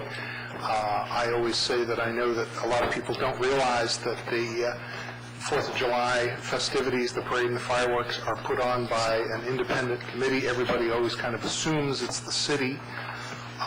So when people think about the city, a lot of people know it for the folk festival and the jazz festival and the street festival and the 4th of July parade, and we always kind of get credit for those things, but those aren't necessarily strictly city functions. So the work that you all do on the committee throughout the year and over the years is very much noticed and appreciated by an awful lot of people, and I just want to start off by saying thank you for everything that you do. And I think as we acknowledge the passing of Belle Ziegler and all of the work that she put in on the Independence Day Committee, I had the thought that it was maybe time for re-looking at the relationship between the Independence Day Committee and the city, and looking again at the resources that the city dedicates to this effort, and talking to the committee about what might be helpful excuse me, for the city to do to help the committee as you are trying to regather your resources and your help and going forward after the loss of Belle Ziegler. So I talked with the city manager a couple of weeks ago about trying to figure out a next step for this, and her immediate reaction was, oh, most cities pay for the fireworks. And I thought, well, there's a good way to help the committee, and so we wanted to, recognizing that your work is ongoing, wanted to get this discussion with you on the schedule as soon as we could, and get some feedback from you on how the city stepping up its efforts a bit in this area would fit in with what you're doing. Would the city manager like to make any comments about your experience with what other places do, and just go quickly mention the level of financial support that the city has given in the past and how that reflects in the cover sheet? Sure. For many, many years, the city has allocated money in the non-departmental division of the budget for Independence Day related activities, essentially financial support for the committee's activities. That amount has been the same for, Matt may need to help me out here, but I think as far back as I can find in the records, probably at least 6 or 7 years, and possibly before that. It's been the same amount. It's been $8,250. The way it has worked is we essentially have just allowed the committee to use that money in the way it deems is most appropriate. I think some of the largest expenses have been things related to certain bands that are basically paid to participate in the parade. I think there was some insurance cost, I believe, in FY 2008, but the committee will basically just either have invoices sent directly to us or submit receipts if we happen to be reimbursing. A lot of times committee members, I know Belle would have a number of receipts that she would bring in for reimbursement. Included on the blue sheet is just sort of the actual expenditures that have been charged to that account, and it's kind of varied. It's gone from a low of about $3,300 to a high of about $7,100. I did look at the year-to-date expenses for this fiscal year, and I think you're already up about to the $7,100 level. So certainly the cost, I think, that the committee has been experiencing have gone up just like everything else in life. As the mayor indicated, I guess in my experience, probably one of the largest costs that I've seen associated with Independence Day related activities is certainly fireworks. Basically, it literally is a case, I think, of bang for your buck. You decide how much money you can spend, and then you'll get a sense of literally how many shells and how big the shells are. So that's something that can be a fixed expense, and then you sort of work backwards from the money, and I don't know if that's the way the committee has done it, but... Well, that's the way the committee has done it, but that's basically how it works. The municipality I work for, we bid it out for a 2-year count every 2 years, and we basically put out a certain number that we say we're going to spend, and then we get back from the different companies what we would get for that money, and then we choose which company we go with. Right, and I think that's been exactly my experience as Matt's describing. As I indicated on the blue cover sheet, if this is something that the council and the committee, would like to pursue, which is having the city pick up the cost of the fireworks, there's really 2 ways of handling that. One is for the city to do just what Matt's apparently Bowie does, which is the city takes on the issue of procurement, allocates money, you go through your normal bidding processes, and then that would be something the city would be contracting for. My understanding is that there has been a fireworks company that many of the municipalities in this area use, but that you've been very happy with for a number of years, and obviously if the city were to take on the procurement responsibility, there's really no guarantee whether that committee would be who you'd continue to work with or not, because we would kind of have to look at not just the low bid, but the most responsible bid, but there's no guarantee that we could stay with the same company. So if that was a concern on the part of the committee, and the council wanted to essentially pick up the cost of the fireworks, one way of doing that would just be to increase the allocation that you make in the city's budget, and that the committee could tap as needed for a variety of expenses. So I think those are kind of the options for the council if you're wanting to maybe look at providing more financial support for the fireworks. And I'd like to get some comments and information from you all. Just 2 other quick points before we go there. The city manager was talking about the amounts expended in fiscal years, and since the fiscal year runs July 1 to June 30, and the celebration is July 4th, my sense is that the expenditures for one effort for 1 year tend to all cluster right around that end of the fiscal year, so that in saying that the expenses for FY09 are already at around the 7,100 level, how much of the expenses fall in the 2 fiscal years, so that That's exactly what happened this time. About 2 years ago, I'm Elliot Rosen. We've never met each other, actually. Just so we don't have that problem, why don't each of you say who you are, and then we'll continue.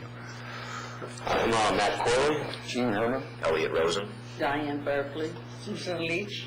Good, thank you. Yes, go ahead. A couple of years ago, we, as the city began to get more buttoned down around how it was running its finance department and not turning in little pieces of paper on the back of envelopes and writing checks while the city books were closed or closing and all of that, we determined that we had a real timing problem, so that in fact money that would be spent on last year's 4th of July would then have to roll into the new fiscal year. And that's why now you're seeing really the largest amount of money that's been spent in years, because we're actually spending the money. What's happened in the past is that the committee has simply ended up picking up the cost, and that the money that was in the budget previously simply went back to the city and got spent on something else. So we've tried to regularize how all of that's happening. So that the approximately 7,100 in fiscal year 2009 is for the July 4th, 2008 Right. Right. And we're event. Right. And so that whatever we're looking at for whatever action we might choose to take, it will be for the next fiscal year and the next celebration.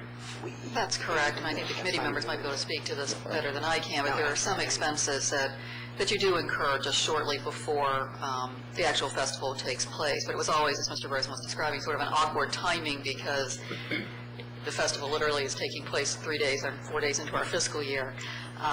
So what we had done was try to basically get some of the vendors just to actually invoice the city, who agreed to do that. Our staff contacted some of the regular vendors who agreed to invoice. So if you were to look at the financials and you look at probably July 31st, or at least their end of August, it's probably when you would see the bulk of that $7,000 plus kind of going out the door. And my sense from the contract for the fireworks that's out for this year, there's a deposit that's required soon. It's not included in the 7,100. Right, so that the deposit for the next fireworks would need to happen in fiscal year 2009, the current year, and that would take the amount expended in 2009 considerably above what was expended in any other year and above the level that the city has budgeted. Correct. Right, and I think basically with the timing, as I understand it, the way it would work with the fireworks, if this is something that the council would agree to, it sounds like it's almost probably too late for the city to be going through a procurement process, would be my guess. So It is. I'm looking at the records that I just got earlier this week, that the deposit last year was made January 25th. Whoa. So we're right at that cuspus now that, to secure our contract, we have to put down the half of the money deposit. Right. And one other question I had before I get any other comments from you all is what impact, if any, a potential course of action about the city taking over the cost and responsibility for the fireworks would have on insurance.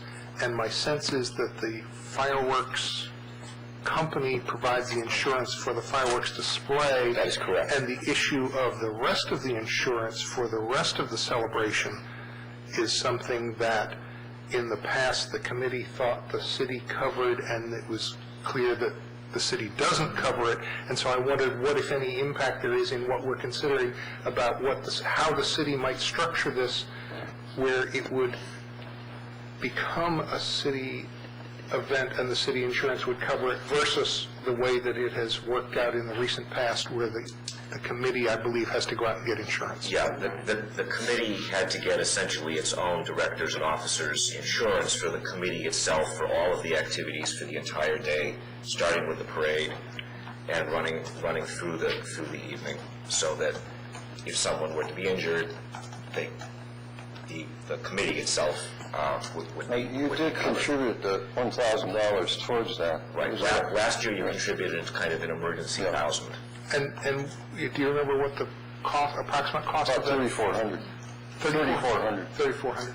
So that, I guess, a question for the city manager that I didn't think to ask her before, so I'm not sure if you have the answer, but is it worth considering ways in which we could all save a little money by bringing something in-house in such a way that the insurance was covered by the city's insurance, and therefore the city wouldn't have to spend more money, but the committee wouldn't have to spend more money? I think I can answer this. I had a staff person who actually worked on it, but I think several years ago, Benita George in my office had extensive discussions with the city's insurance company, because we have a number of festivals that were under the same impression as to what was covered and what wasn't. And so, for obvious reasons, both for the city's sake and for those people who serve on these volunteer committees, we wanted to get clarification of that.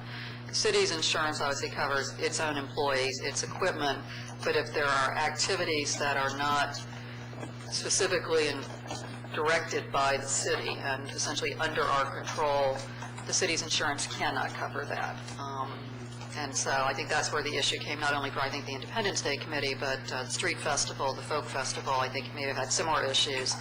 But really, the only way to do that, I think, would almost be to dismantle a long-time Tacoma Park tradition and have the city actually essentially taking the lead. This is the 120th year, so it would be really not that great to dismantle it. Correct, and that's what I'm saying. I think, in answer to the mayor's question, though, I think the only way to get the city's insurance to cover it would result in a fundamental restructuring of how we have historically and traditionally handled Independence Day activities. Okay. Well, I wasn't necessarily pushing us to go there, but I thought if there was a way for essentially everybody to save money, and now might be the time to restructure it that way. So, with that, if you all want to... Well, you commented early in your comments. You talked about either the city would directly run the procurement and pay for the insurance, or the city could continue the approach that it's taken in making essentially a grant to the committee, with the committee providing receipts. What we've been doing over the last many years is providing the city with a stack of receipts, which, you know, I run a business, and that's a big pain in the neck. And what I think we might be proposing is to give you one or two of a substantial number. You know, the cost for the entire day runs between $20,000 and $25,000. This is a bunch of money, and it's raised mostly by going to the businesses here in town who make very modest contributions, and by selling raffle tickets at $3 per packet or something. I don't actually know, because I hate selling tickets, so I don't do it. But it's a hard way to raise money, and then with the amount of paperwork required to get reimbursed, I think a proposal to sort of streamline it from a processing perspective and get a larger grant from the city would go a long way toward making certainly the committee's life somewhat less complex, and I think the city's life less complex as well. Good, that's helpful, thank you.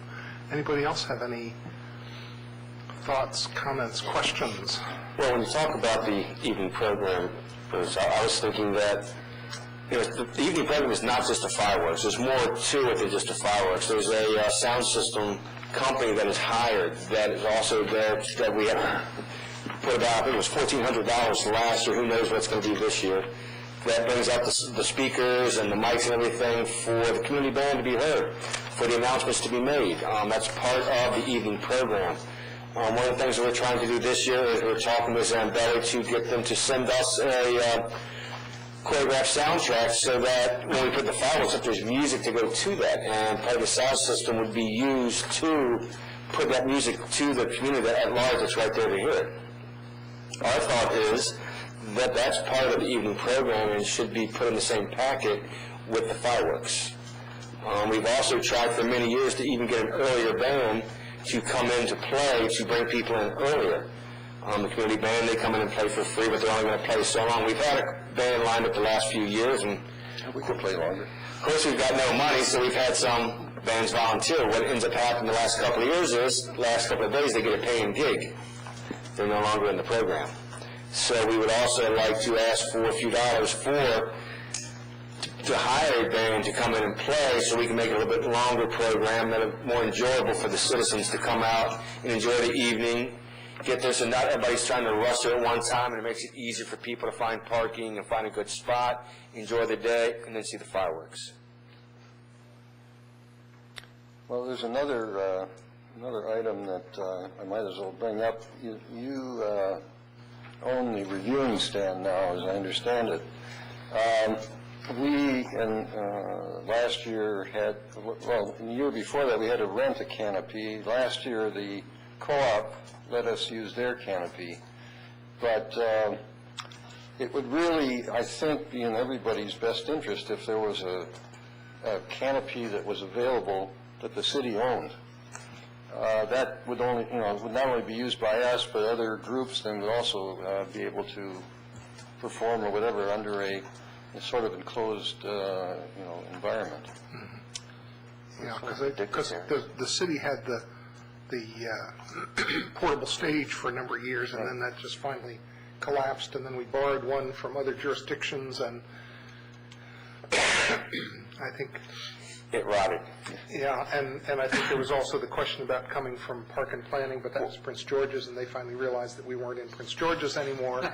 And we ended up last year with, I think, something that worked very well, but was kind of all put together at the last minute, which was the platform. Did the city own that or rent that? Or so the city owns that, and the question was the canopy, and the co-op had the big one that was borrowed.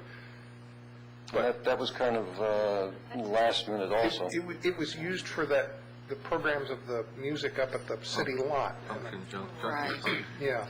Right, I mean, we had the stage. I know it's not the easiest thing to set up and down. I don't know exactly what happened with the borrowed canopy from the co-op, but I know as my car was going by, I was seeing the thing collapsing. I think there was some sort of issue with getting it erected, and there was If we do that again, then we'll have to get divorced.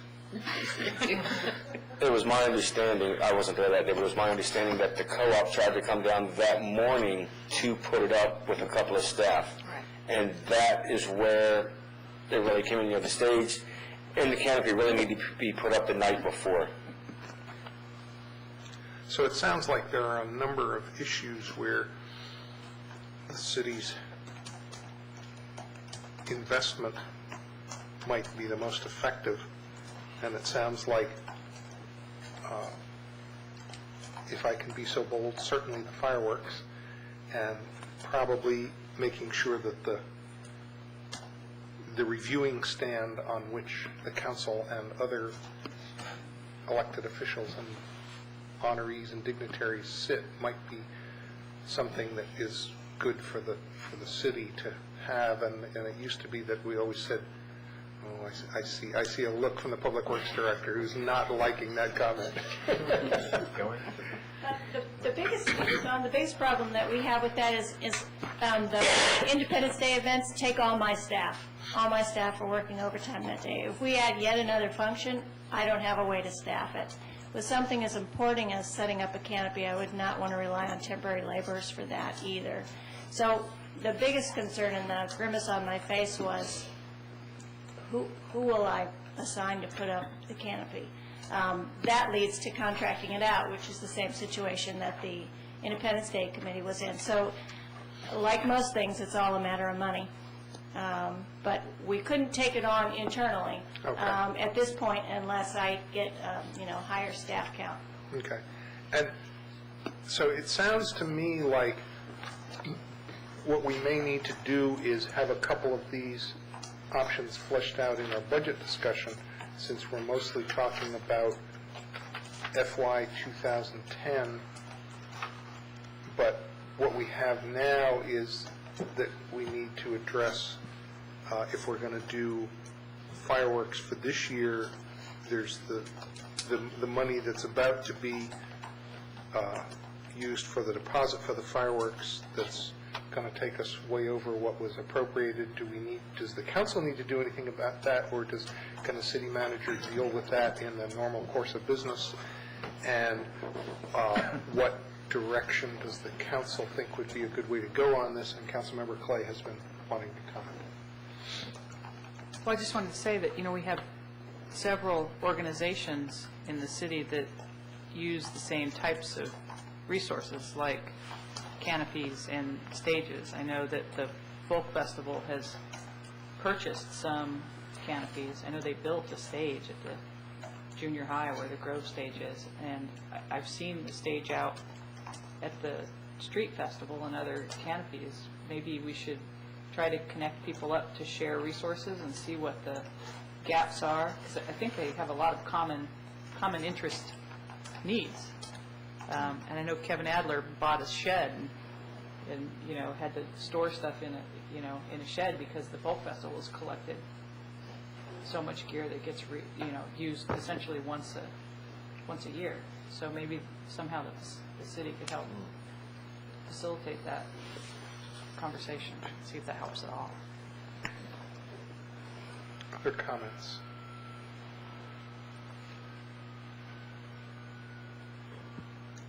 Quick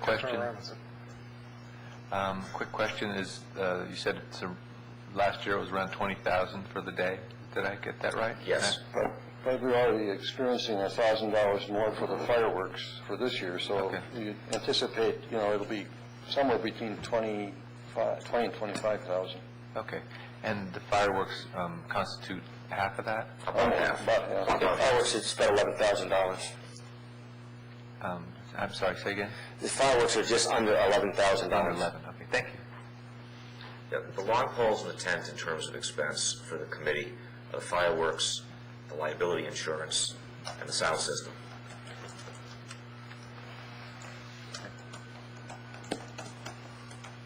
Sounds like without knowing that, I was trying to take on all the big ones. You've done good. Does the city manager have any suggestions for how we need to deal with current fiscal year? I mean, I think all I would really need is a sense from the council of how much you want to increase the amount that's currently budgeted, which is the $8,250. We will be bringing forward a budget amendment for other reasons during the month of February. So if the council, excuse me, wants to provide that direction tonight, then I think that sounds like that would be very helpful to the committee to know what you have to work with, and then we could just formalize the council's direction via the budget amendment in the month of February.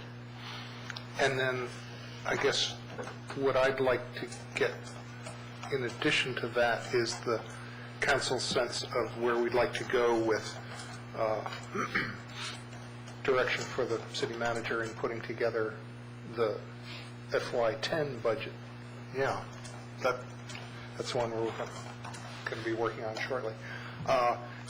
So that we know how we want to approach this while we've got the committee here, so that we have an understanding about how things might go forward after dealing with the next one, which needs, the fireworks need to be obligated in the next week.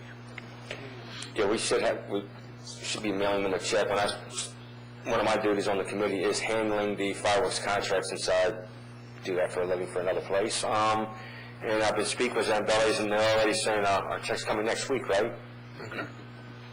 So, any observations from my colleagues? Councilmember Snipper. Well, I certainly support this activity, and I thank you very much for coming and bringing this to our attention. I also support increasing the amount of money the city contributes to it. I need a lot more information to know how much more that would be, but I think in the short run, having the committee do the procurement as you've been doing it is almost certainly the easiest way to go. I think in the long term, it may make sense to have the city take that over, but I would need a lot more information before I talked about that part. Other comments or questions from anybody?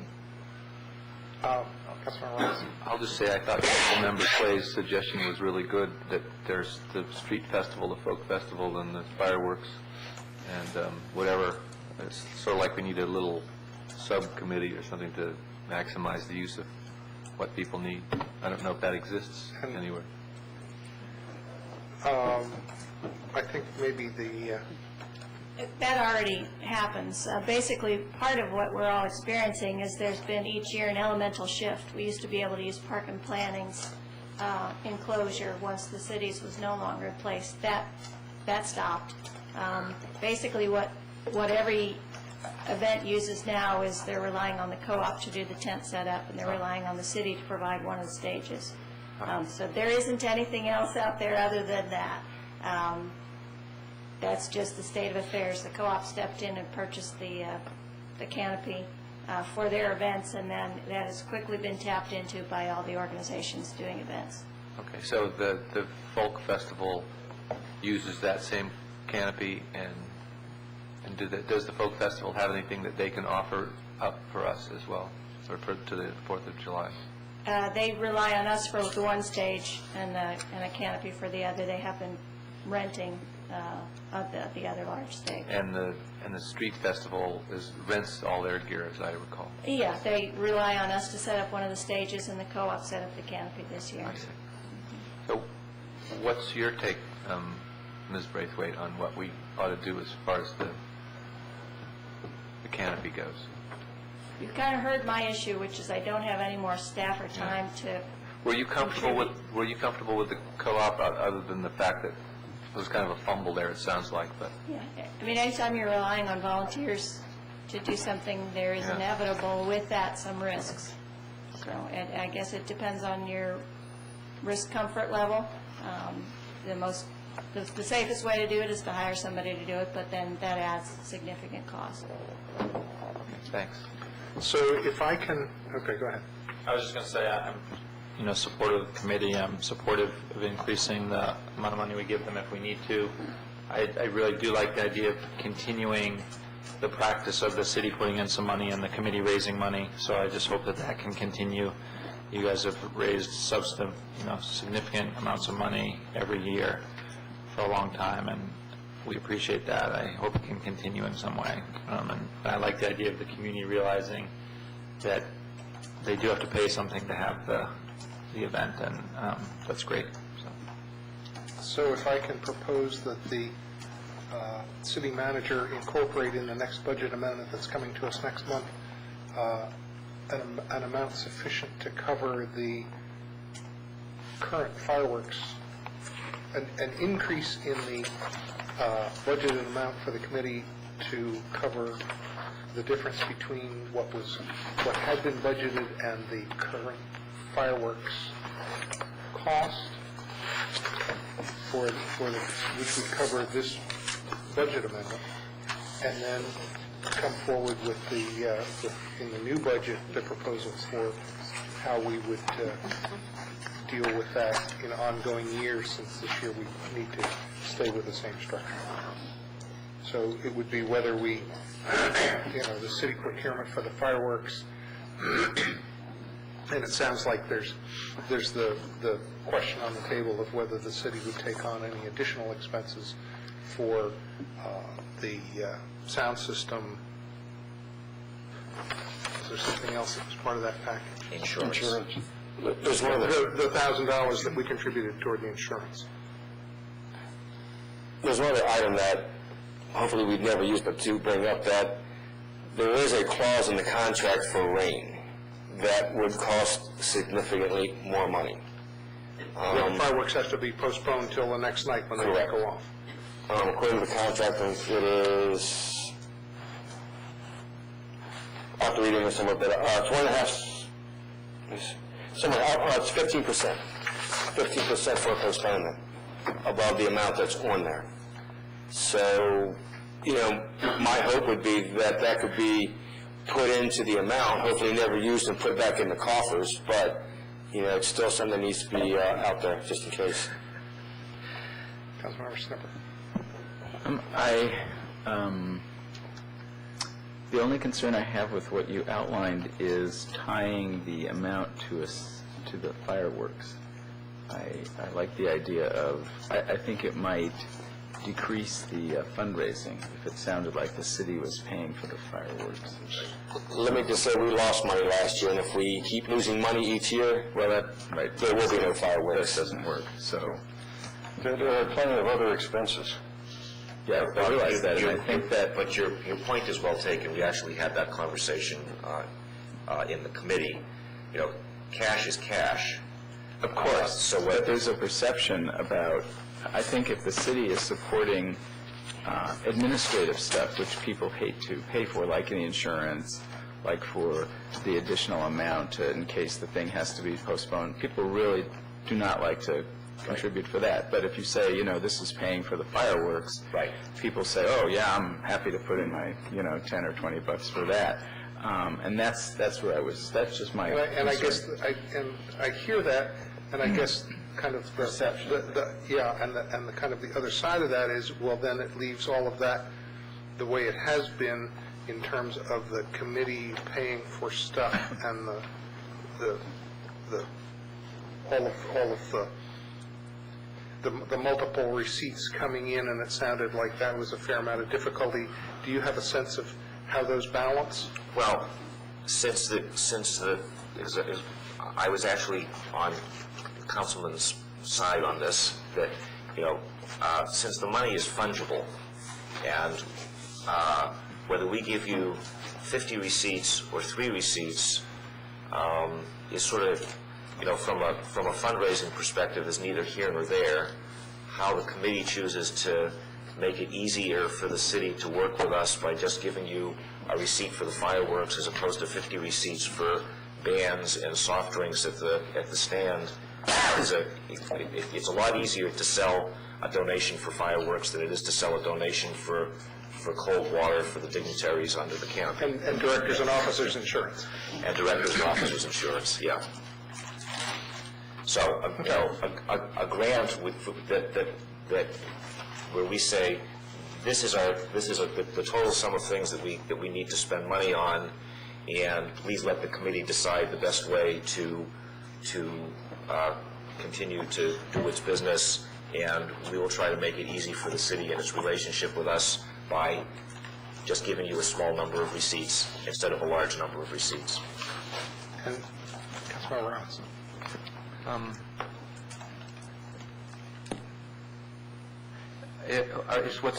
Is what's being discussed that we cover the cost of the fireworks no matter what they are? Is that kind of where we're headed?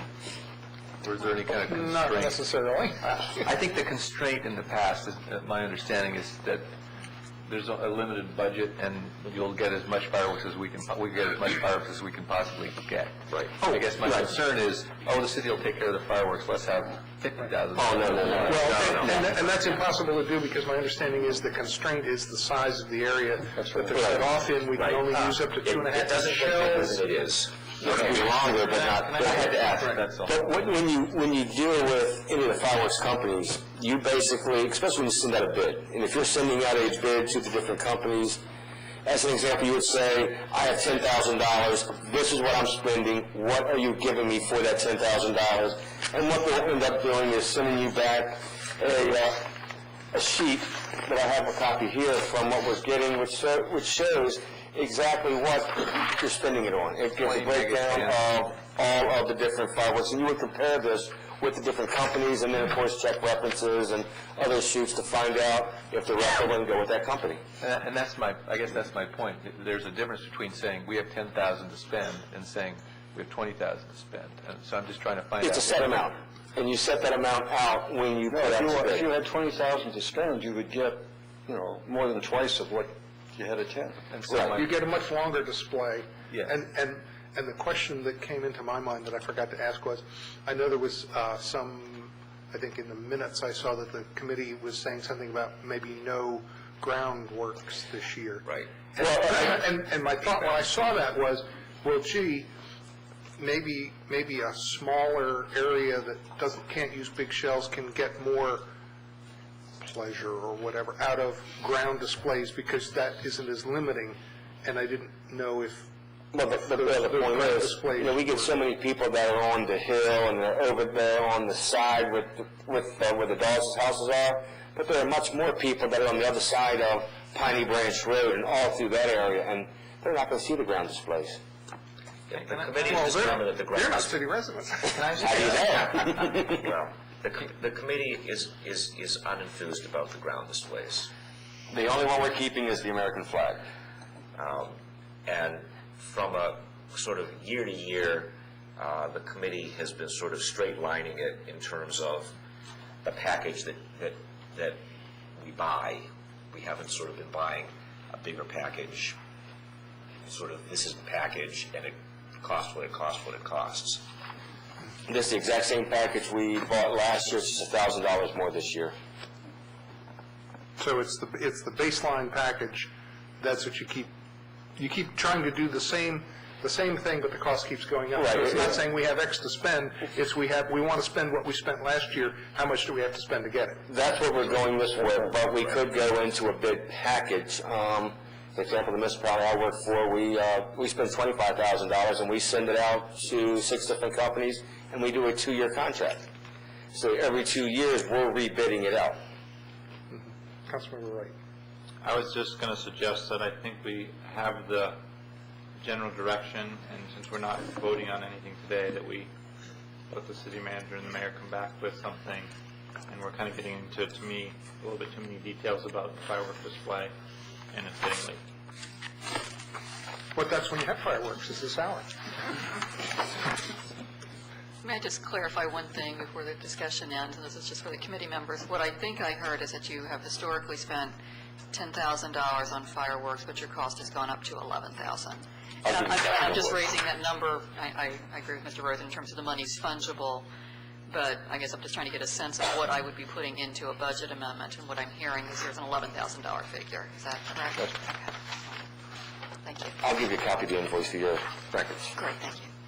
Yeah, I think I've got a copy here. Got one right here for it, Bruce. I've got one right here for it. Okay. Then, we're set. I have one other issue that I just wanted to raise, and this doesn't require money. I know that 2 weeks ago you had passed a resolution in memory of Belle Ziegler, and at the last committee meeting, we talked about an appropriate remembrance for her, and one of the things that we had talked up, and this is, for your consideration, is the possibility of changing the name of Jecky Park to Belle Ziegler Park. Jecky Park was named for a sister city that was, I don't know, maybe 20 or so years ago, and I don't think in recent years there's been any connection at all with Jecky, Brazil. So this is our suggestion, and you can wonder what you think. Okay. Good. Thank you. Thank you very much. Thank you. Thanks. You all have a good evening. You too.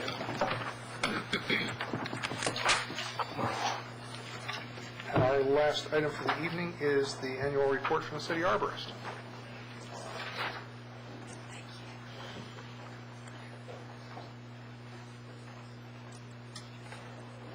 Got overhead? That side yet? Hmm? Can you see from that side yet? No, not yet. Not unless we've got very long eyeballs with elastic connections.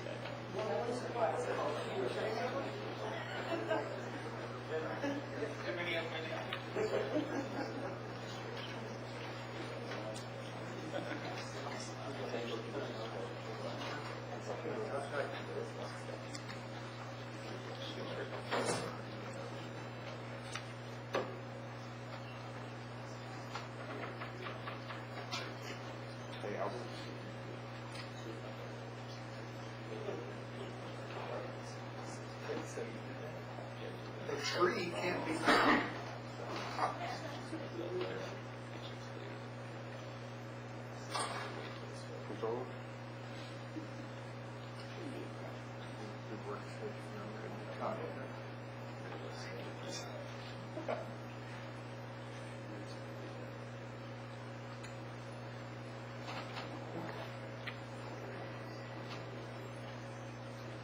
You have your workstation on?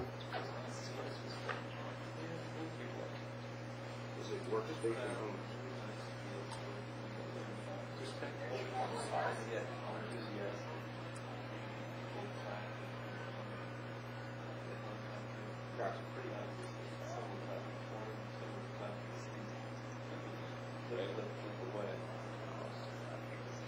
It's over to mine.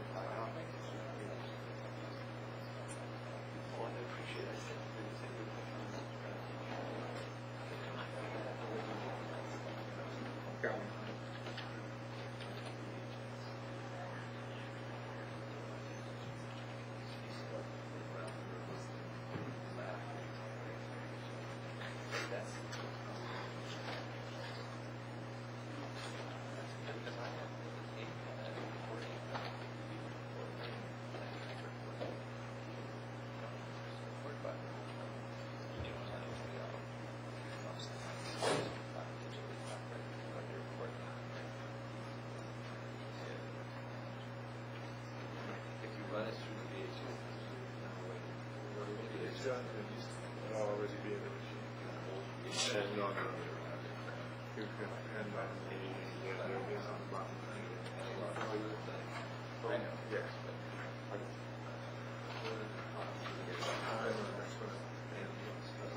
Well, people were just the bottom one of the right hand. They were not this tough.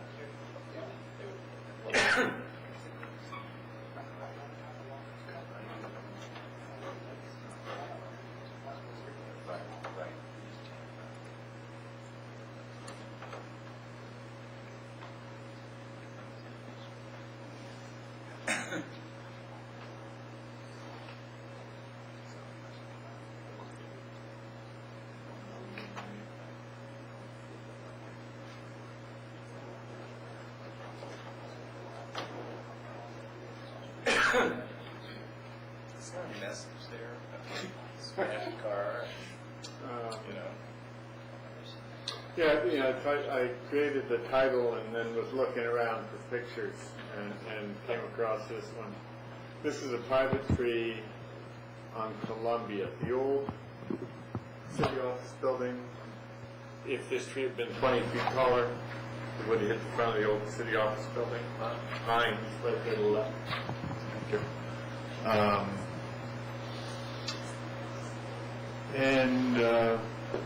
A large part of my job I've been sort of deciding recently is actually public safety. Almost sort of more than environmental value, environmental services, and that there are a tremendous number of trees around the city that are up there in size, whose roots were damaged over the last 15, 40, 60 years, that are becoming unstable, and you can't really tell that because the roots are rotting underground. Sometimes they put up mushrooms, sometimes they don't. This tree, the reason it fell was because there was one on the other side, not the way it fell, but the other side, that they took down 10 years ago. And they left a stump, and that stump rotted, and the two trees had shared roots, and so as that stump rotted, this tree lost all the roots on one side. And it had only grown to one side because the other side was shaded by the tree that they took out. And so it just, perfectly calm day, fell over at 8:30 in the morning. There's a school bus stop about 20 feet down on the other side of the road. There was a guy sitting on a backhoe just the other side of that car, and he heard some creaking, saw the trees start to move, and backed out of the way. I'm not quite sure what to do about it, but I thought I'd bring that all up so that you, that's why I'm worried about construction protection, tree protection plans for construction. Not necessarily for the tree dying. If the tree dies in 3 years, we're lucky. If this happens in 40 years and it falls the other way onto the house, we're not so lucky. That's my lecture for the night, I guess. I have to hit the down button here. So this is on to, these are the removal applications. And one of these years I'll find a color set that works up there. The grayish are waivers. You can see they dominate the screen. There's a few purples up there which are undesirable, 35 or thereabouts. The numbers are in the written report that you got. The reds were permitted in that, the tree was still viable, but there was some reason to take it down. And then there were about 40 denials, or 45 denials last year. Trees that people wanted to take down without sufficient reason. I think I had 2 appeals, or 3 appeals. Appeal of 3 denials, 2 with one family and 1 with a commercial site. And it was an even split that I won 1 and lost 1. A waiver is when a tree is dead, dying, or diseased, or hazardous, and they apply for a permit to remove it. And what is waived, actually, is not the permit, but the replanting requirement, which is the part of a permit. You get a permit to take down a tree by agreeing to either replant the tree or contributing $175 to the city's tree planting fund. And so the waivers, there's no replacement for those trees. The average size of the trees that were taken down was 19.1 inches. And so we get to... Can you go back for a second? Sure. Can you just speak to what I see as 3 clusters? Whether there was anything in particular going on that caused those clusters? I'm looking at the red halfway up the line on the left side.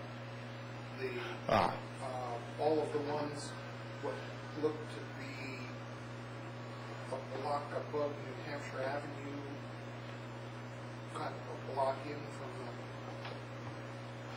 there's all those gray or green ones with a little purple one on the right. Okay, this block? No, that one. That one? Yep. Is John Urciola. Okay. Parking lot, the retaining wall. He had 11 trees that were within 4 feet of where the wall was and where the wall was going to go.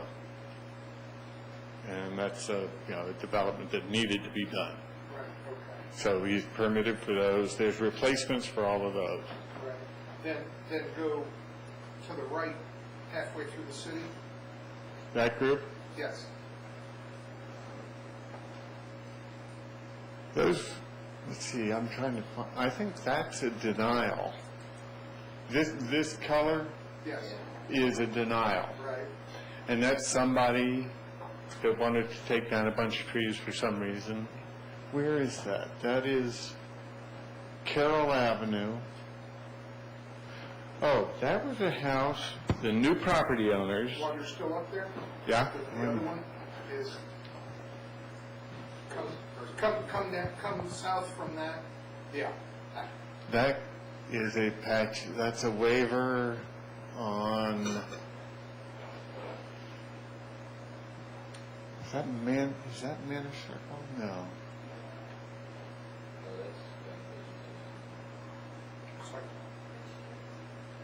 Yeah, like the corner of... Okay, here's Ethan Allen coming down and across New Hampshire. That's right, Sligo Creek Parkway. That's Sligo Creek.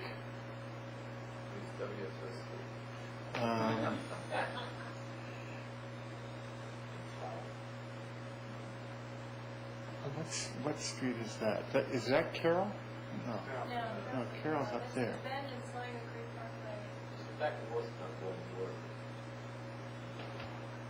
Yeah, oh, that's right. Thank you.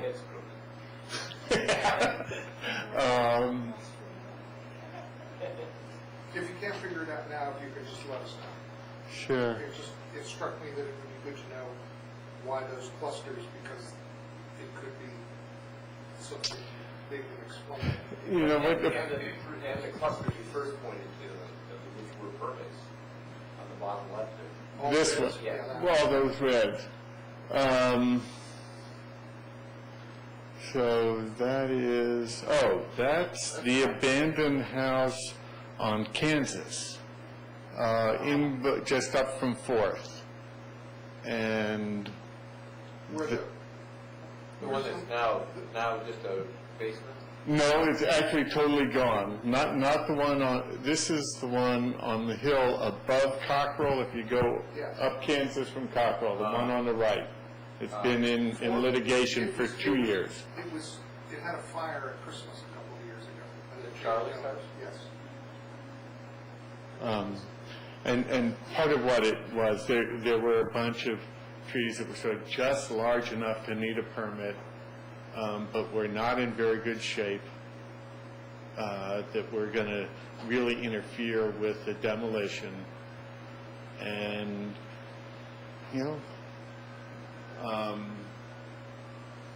there seemed reason to give the permit. There were valid reasons at the time. And that's, you get groups like that.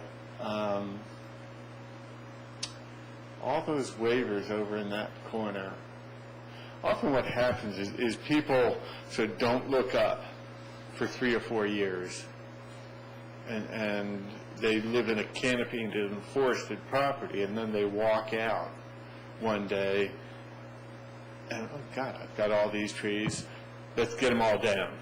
And so I give waivers for a tree if it's 8 inches or larger.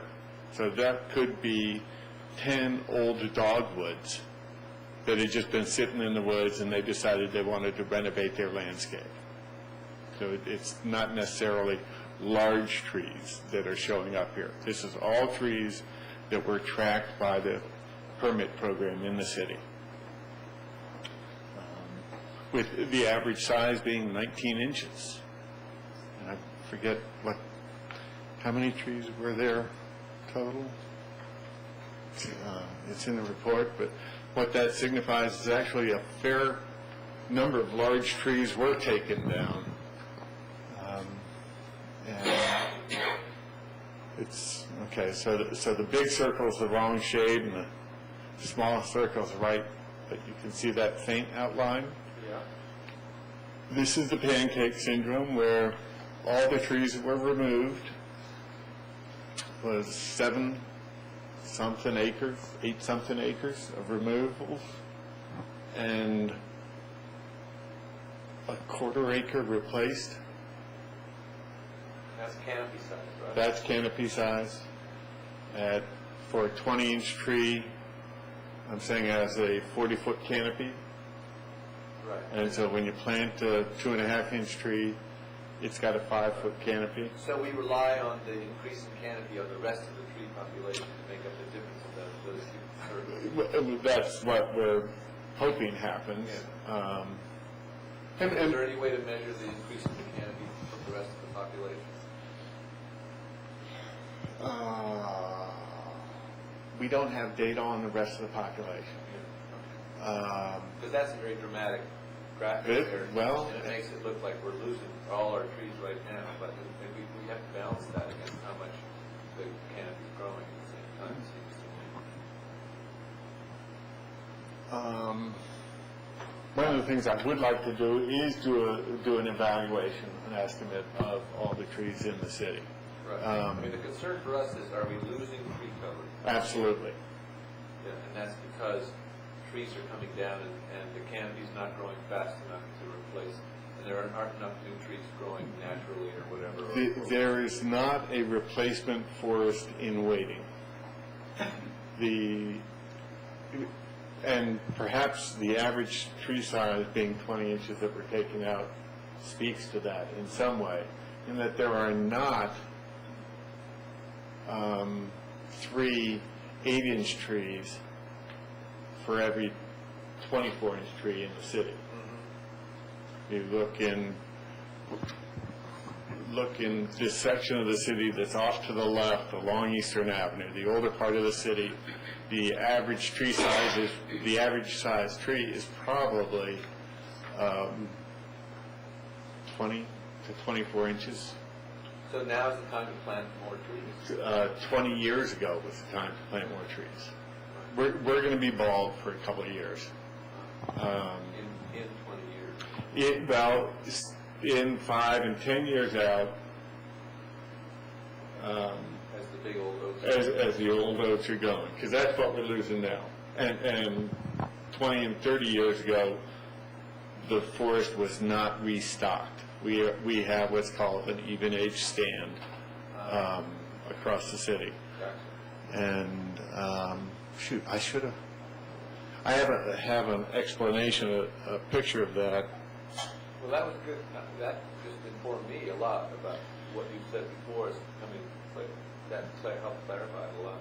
There's a picture of who's the. I want to say McMurtry, but that's not right. There's a contractor who lives over on Cleveland Avenue.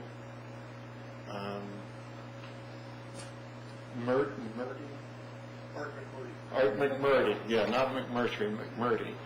And his house was built in 1923, and he gave me a picture this last year of that house, and there is a 12-inch white oak in front of that house that is at this point 28 inches in diameter.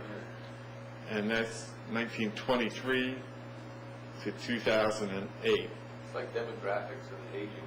Aging of the population, yes. We have a Medicare population here in Tacoma Park. Yes, that's why it's so beautiful, but it's not forever.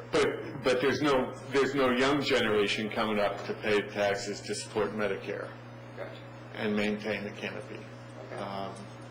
So that's why, this is just the blueberry and the pancake somebody used. This year, that is all the trees that I'm aware of that were planted in the city, including all of my trees, street trees, and park trees planted, the bulk buy program, which is where citizens can buy a tree at our wholesale cost from our nursery. Run that in the fall and the spring, saves about $100 per tree. This year, I have contracted with a new nursery, and so 12 of the species of trees have dropped drastically in price, in part, I think, because construction has tumbled and new homes are not being built, and so there's a lack of the market. So there will be some really good prices for trees this spring. Yeah. It's after 10:15. Okay.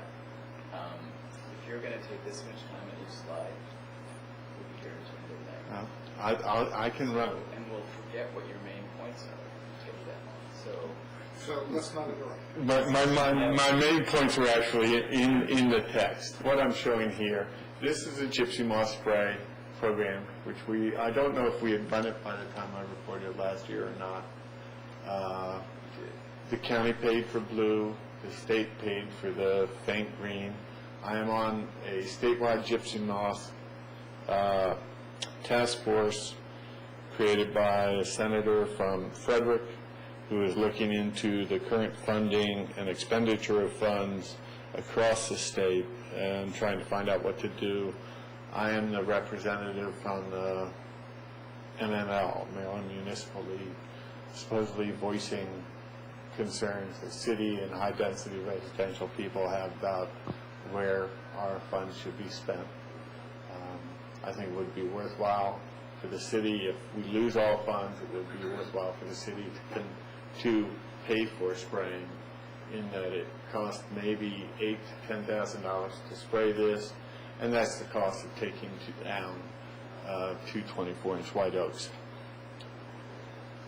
Inventory data, and this is mainly what I wanted to show you, is some visuals. This is what I started with the Davy data in the GIS.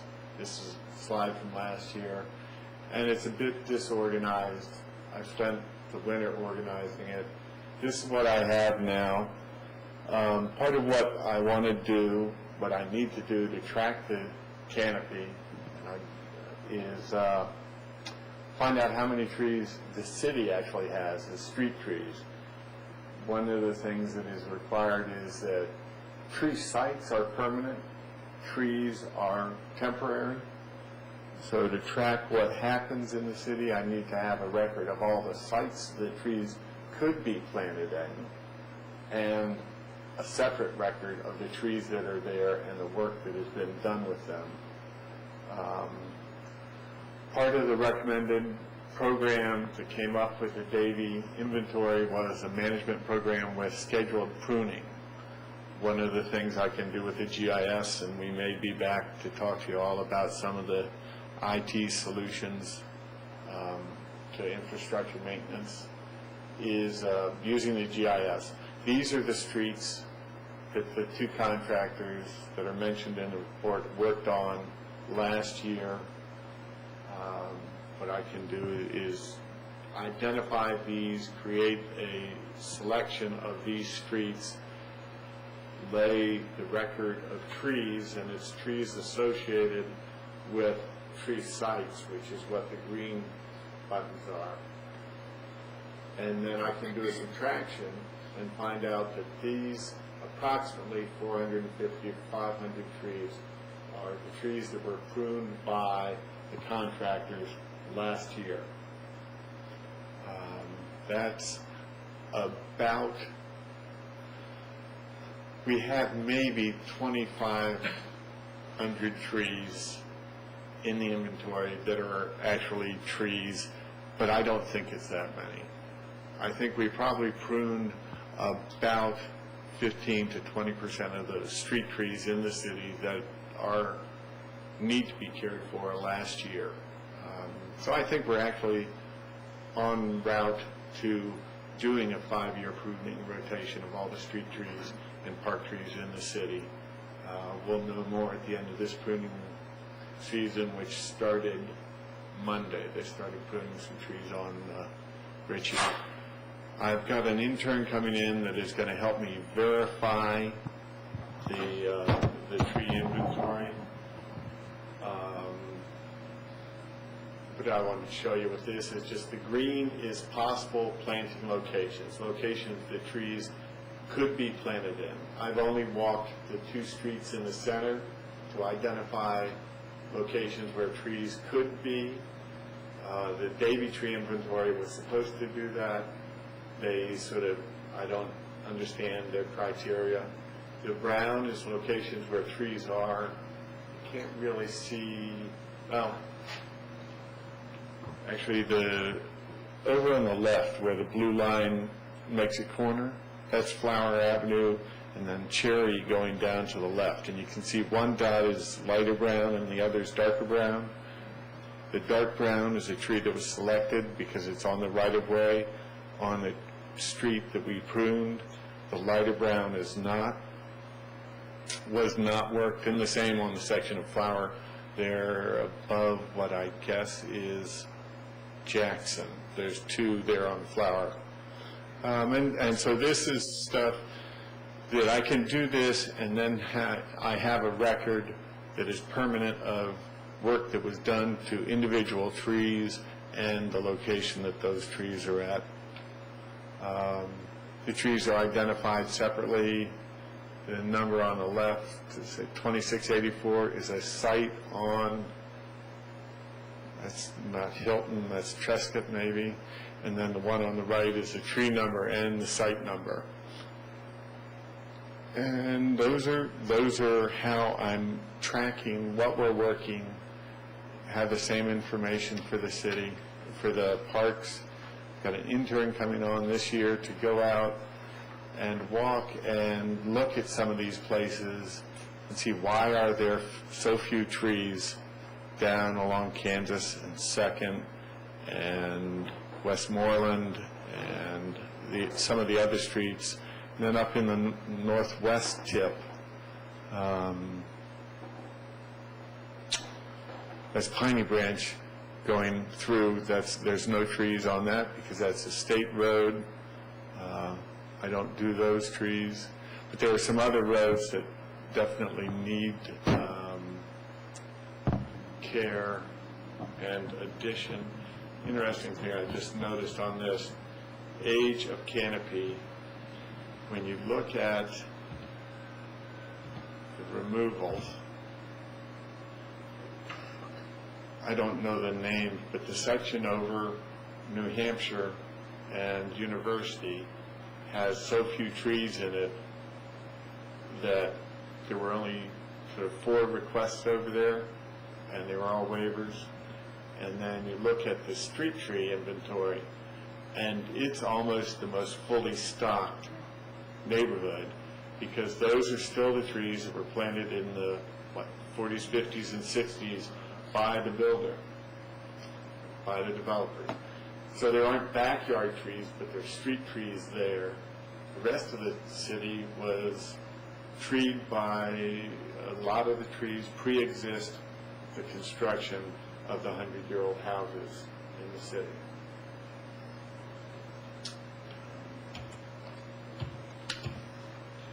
That's the end of my PowerPoint.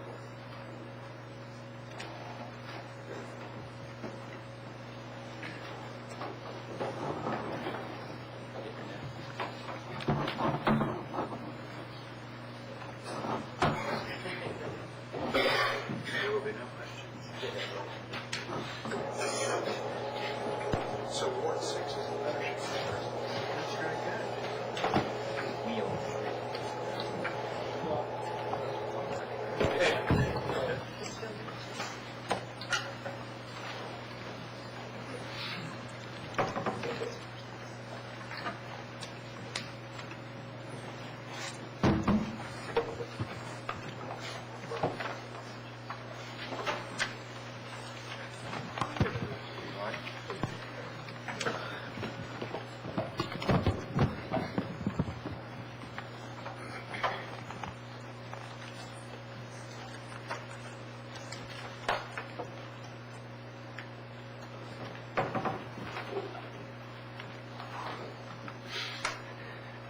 Is there anything that you wanted to point out in the written material?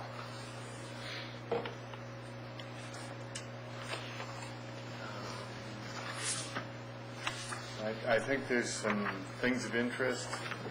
The gypsy moth, talked about a bit.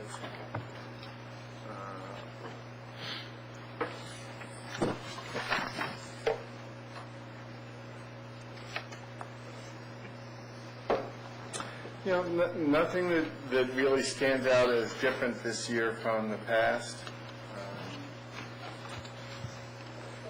I think we're having some success in encouraging tree planting. And I think I'm a bit disturbed by the numbers of waivers, the proportion of waivers versus permits, in that it does, I think I mentioned it in there, indicate that people are not caring for their trees. They're letting them die and taking them down. And I don't know sort of whether that's people resenting, they don't want to replace them, so they don't apply for a permit when they're starting to decline because they don't want to get a permit and have to put one back, or whether they're just, and so then they wait until they're dead and they know they'll get a waiver and they won't have to replace it, or whether they just don't know their trees are dying until they're dead. I tend to think it's the latter. I don't think people are as intentional as the first supposition. Some are. I don't know what the proportion is. And I had one question on the written material that you provided. in what I assume was part of the submission that's behind the application for recertification. Right. And you've got the information on the tree commission, and it struck me that that was out of date, and it made it seem that we had vacancies, and I didn't know what the up-to-date information was in terms of the tree commission. A week ago, you approved the 4th member. So we still need one more. You're now 5. Oh, Nicolene isn't listed. Right. Okay. Would make it 4. Right. And Betsy's. Okay. Okay, so we now have 5. We are current, because what's here shows, at least by the last 4 months, there was nobody. Right. And this is last year's report, not updated very well. Okay.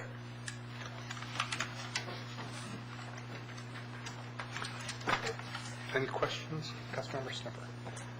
Yes. The issue of, as you were just discussing about people who a tree dies or has a problem and people are reluctant to replace it, perhaps. Some of it I observe in my neighborhood, which is Erie Avenue over by the hospital, is that those are, in the most cases, the original trees there, and there are a fair number of situations in which there are a cluster of like 3 trees or 4 trees near each other, and it people would like the trees to be spaced out more, so when one or more of those I'll call inappropriately located trees die, then folks are not interested in replacing one. What they think of mentally is, I'm going to have to stick another one in the same place. What they'd like is one over here, kind of thing. And I think if we did a little bit of education about tree planting for these older trees, we might help folks see that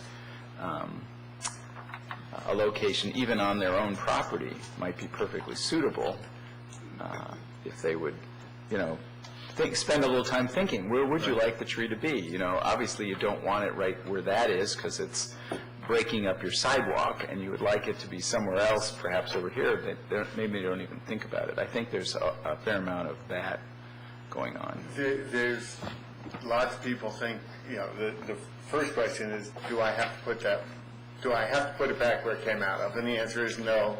Right. You don't even have to put one in your yard. Yeah, and people don't even know that kind of thing when I talk to folks about it. And I guess I don't know that it says anywhere, it says a replacement tree. And I guess people assume that means replacing that tree, and that's not intended. So, yeah. We need a little education on that. I could edit that on the fact, on the worksheet on the website. Yeah, on the website in particular, yeah. Okay. Councilmember Robinson. Last 2 pages, credit card receipt and something from Musser Forests. Yeah. Bald cypress, black walnut, these are 75 cents, and white pine's 45 cents per tree. Do I have that right? Yeah. So they're very inexpensive when you order them in bulk in this way. Right. Is this delivered? I mean, these are delivered by... Those are UPS off. Those are what I hand out at Arbor Day. Okay. Those are the Arbor Day trees from last spring. I see. Glorified sticks. Glorified sticks. But some of them grow fast, and I've done several in our backyard, and we have a... Well, anyway, if you plant them in the right place, in good soil, they'll do fine. Right. And grow quickly. Yeah. So I guess I'm struck by how inexpensive they are, and I wonder if you have plans to get more into people's hands, I guess along with Arbor Day, or are there other times? I'm hearing you say we need more trees. Right. I'm seeing trees are $1 each or less. Right. I'm wondering what your plan is to get more into people's hands so that they can plant them, and part of the education that was just discussed about where's the best place to plant them and so forth. So I want to hear from you the solution to the problem that you present, which is we need more trees planted. The percentage of Arbor Day trees that survive is relatively small.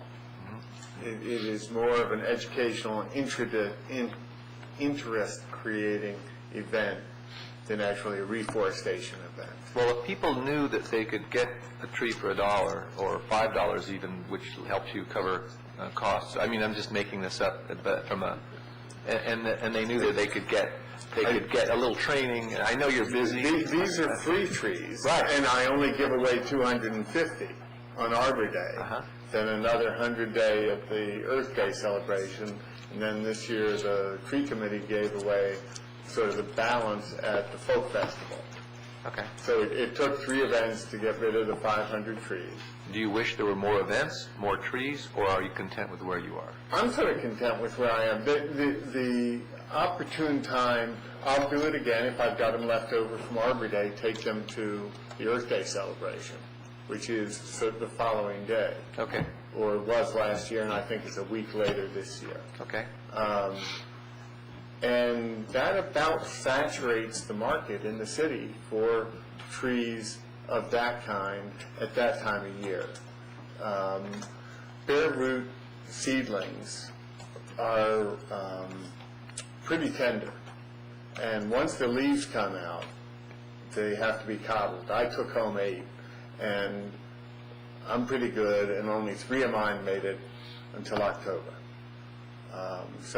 And that was in buckets of compost. If I put them in the ground, it would have been maybe 1. Yeah. So after the leaf out, they're not worth. It's a really high risk, and I'm not even sure I can buy them because the nursery harvests them in January and February, refrigerates them in wet gel, and then ships them out on the week they're ordered for. Pat, did you have a comment on this particular point? Is this on? Yes. The Tree Commission gave out at the Folk Festival the balance of these free saplings. The Tree Commission decided that was the wrong venue.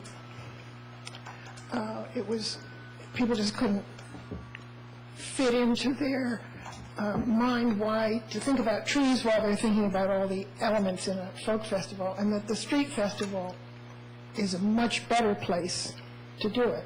So I just wanted to correct that information. The folk festival probably won't be a venue again.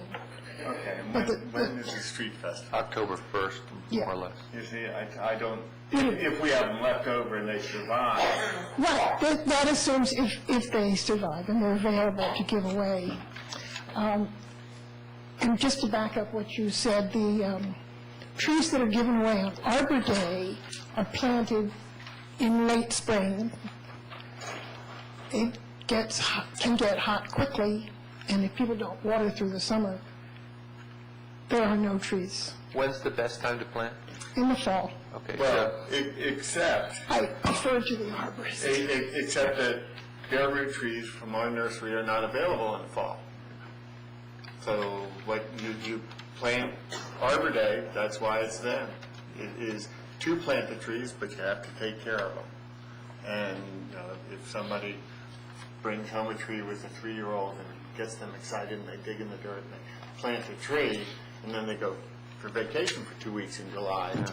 And a bare root tree is wrapped, the roots are wrapped up, but there's not in a bucket, right? That's what you mean by a bare root tree? No, there's no dirt attached to the root. A stick with a couple of roots and maybe a plastic bag. Right. Yeah, and what we do is put them in a plastic bag wrapped in a paper towel. And, well, again, what I'm interested in, if what you said is true, that we need more trees, I'm interested in hearing an effective program to get people involved in getting more trees in the ground at the right time, whether it's fall or whatever you deem the appropriate thing. So that's what I'm waiting to hear that kind of, and I'm not challenging you, but I just want to hear that.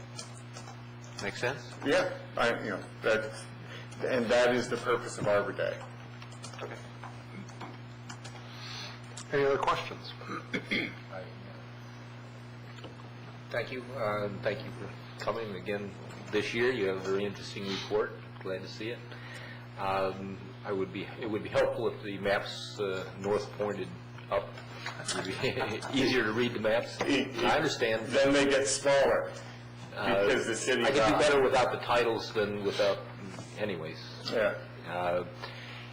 I just wondered, I noticed that, you're obviously focused primarily for your canopy analysis on street trees. Actually, the other way around. The canopy analysis is of permitted trees, which are private trees. Okay. That's what that the pancake doesn't include. Doesn't include street trees? Street trees. All right. And your inventory, though, is street and park trees. Okay. The inventory is so I can manage the trees. Okay, but you don't inventory for canopy purposes. No, well, I mean, the canopy is I could very easily make a guesstimate of how much canopy is provided by our street trees. Because you have the inventory. Because I have the inventory. And mainly the canopy is just to sort of have an estimate of how much we're growing, losing on an annual basis. Okay, so your assessment of the private trees is based on just the trees that are being cut down and Removed replaced? and planted. Okay. Right. All right, so it's not really an overall canopy assessment, it's just that kind of what is the gain or loss? Correct. And obviously it's a net loss. So if you did the pancake for the street trees, would the blueberry be larger or smaller than on the private trees? Well, actually, that blueberry included the street trees, which is why it's so big. That included all the trees I'm aware of that were planted in the city this year. But the loss for the private pancake did not include the street trees. Okay. And for the viewing audience, the blueberry was green, right? The huckleberry. What is the biggest killer of street trees? Of street trees? Location. They're in a situation where they have maybe this much dirt, they grow to be this big. That side's pavement, this side is compacted lawn covered in grass. And then Pepco cuts off major... And then the gas company comes and goes by that side, yeah. It's just, the reason that we're losing our big trees is because they're in a stressed situation. In the forest, they would have duff, it is decomposing and adding nutrients, and there's microbes and fungi in the soil helping them grow.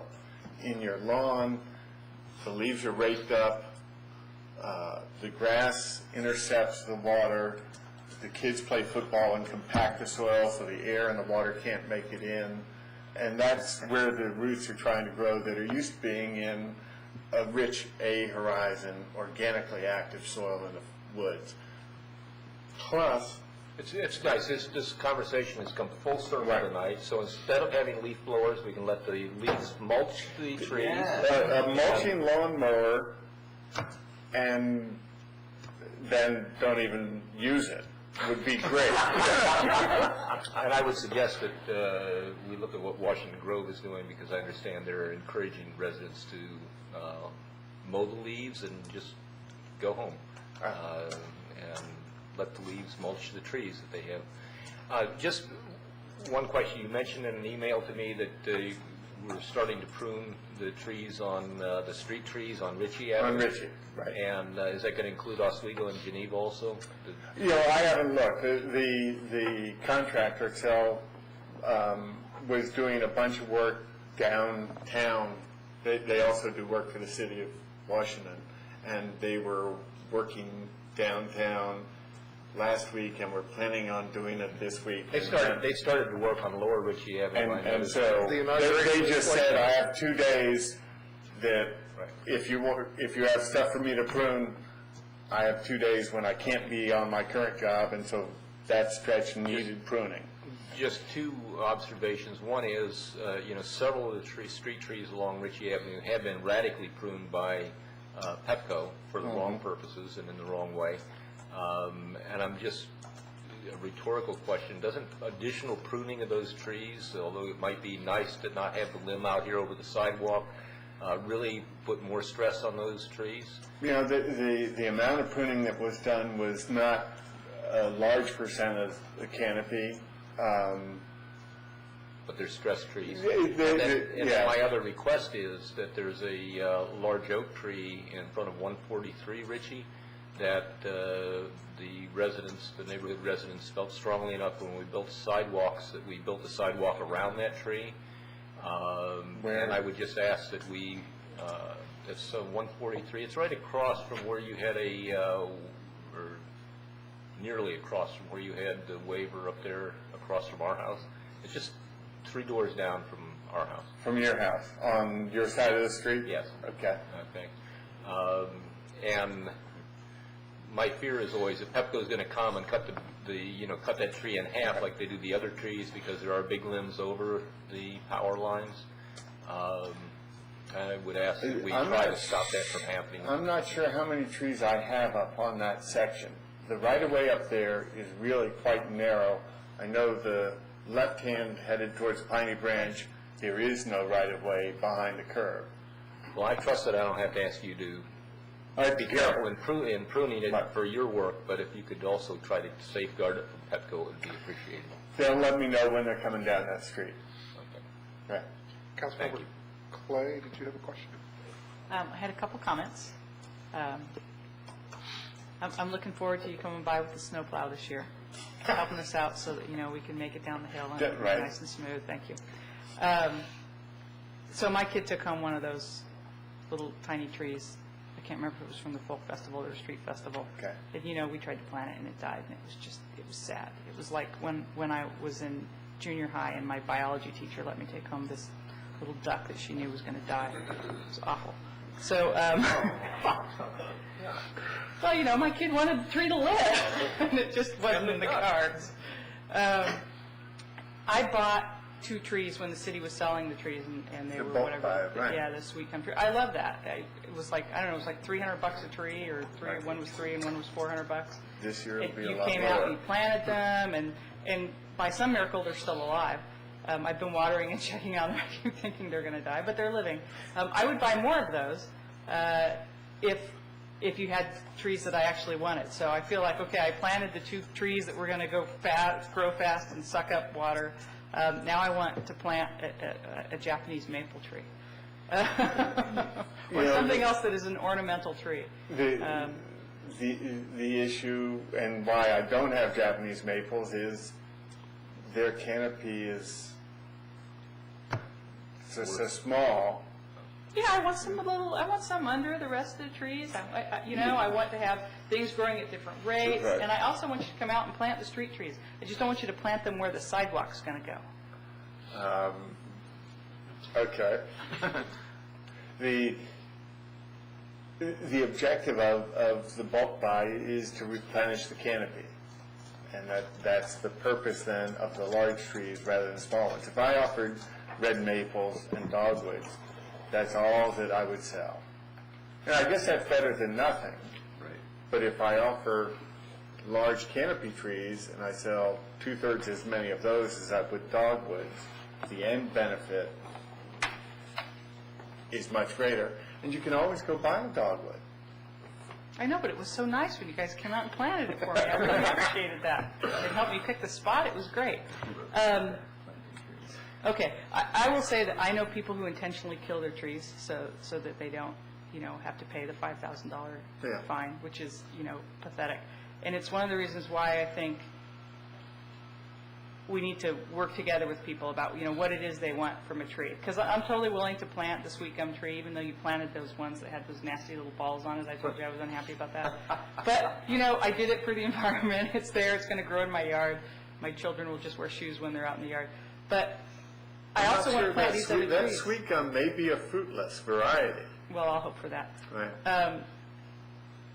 But I would plant more trees, and I would plant some understory trees and other things too. And so I think maybe a more communication about getting people to plant things. I mean, I think there are people who are active and engaged, but they also want to plant what they want to plant to some degree, and if you engage in a conversation with that, I think you could get people to plant some of the, you talk to me, and I planted the bigger trees, but I also want to, have the other trees there, and in addition to the trees that I need to build a good canopy around my house.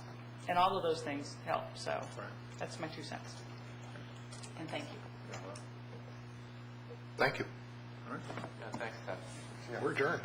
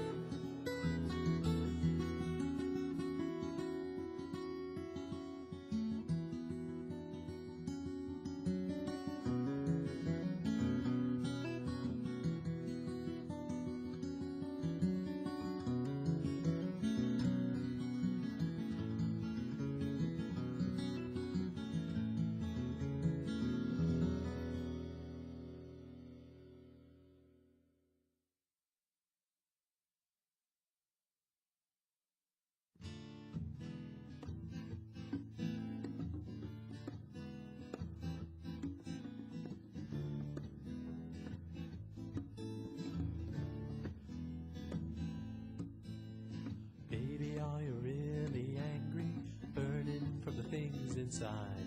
Each time I think about you going, I run and find a place to hide. It seems that I'm always chasing love on the other side of the merry-go-round, so near, so far. Did you come prepared for wishing, or is you gonna walk away? Wishing for a chance to hold you and love you till my dying day. Seems that I'm always chasing love on the other side of the merry-go-round, so near, so far.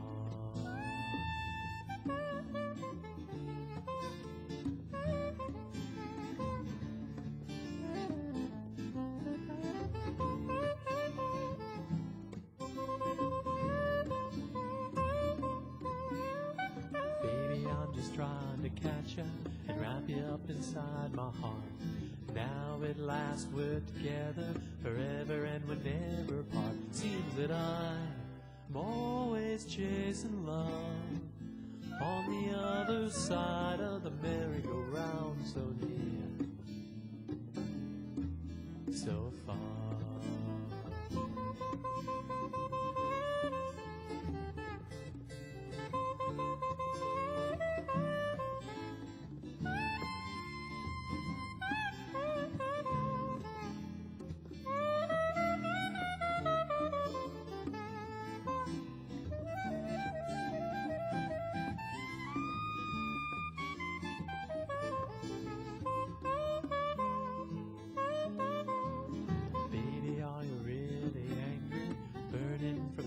Inside. Each time I think about you going, I run and find a place to hide. Seems that I'm always chasing love on the other side of the merry-go-round, so near, so far.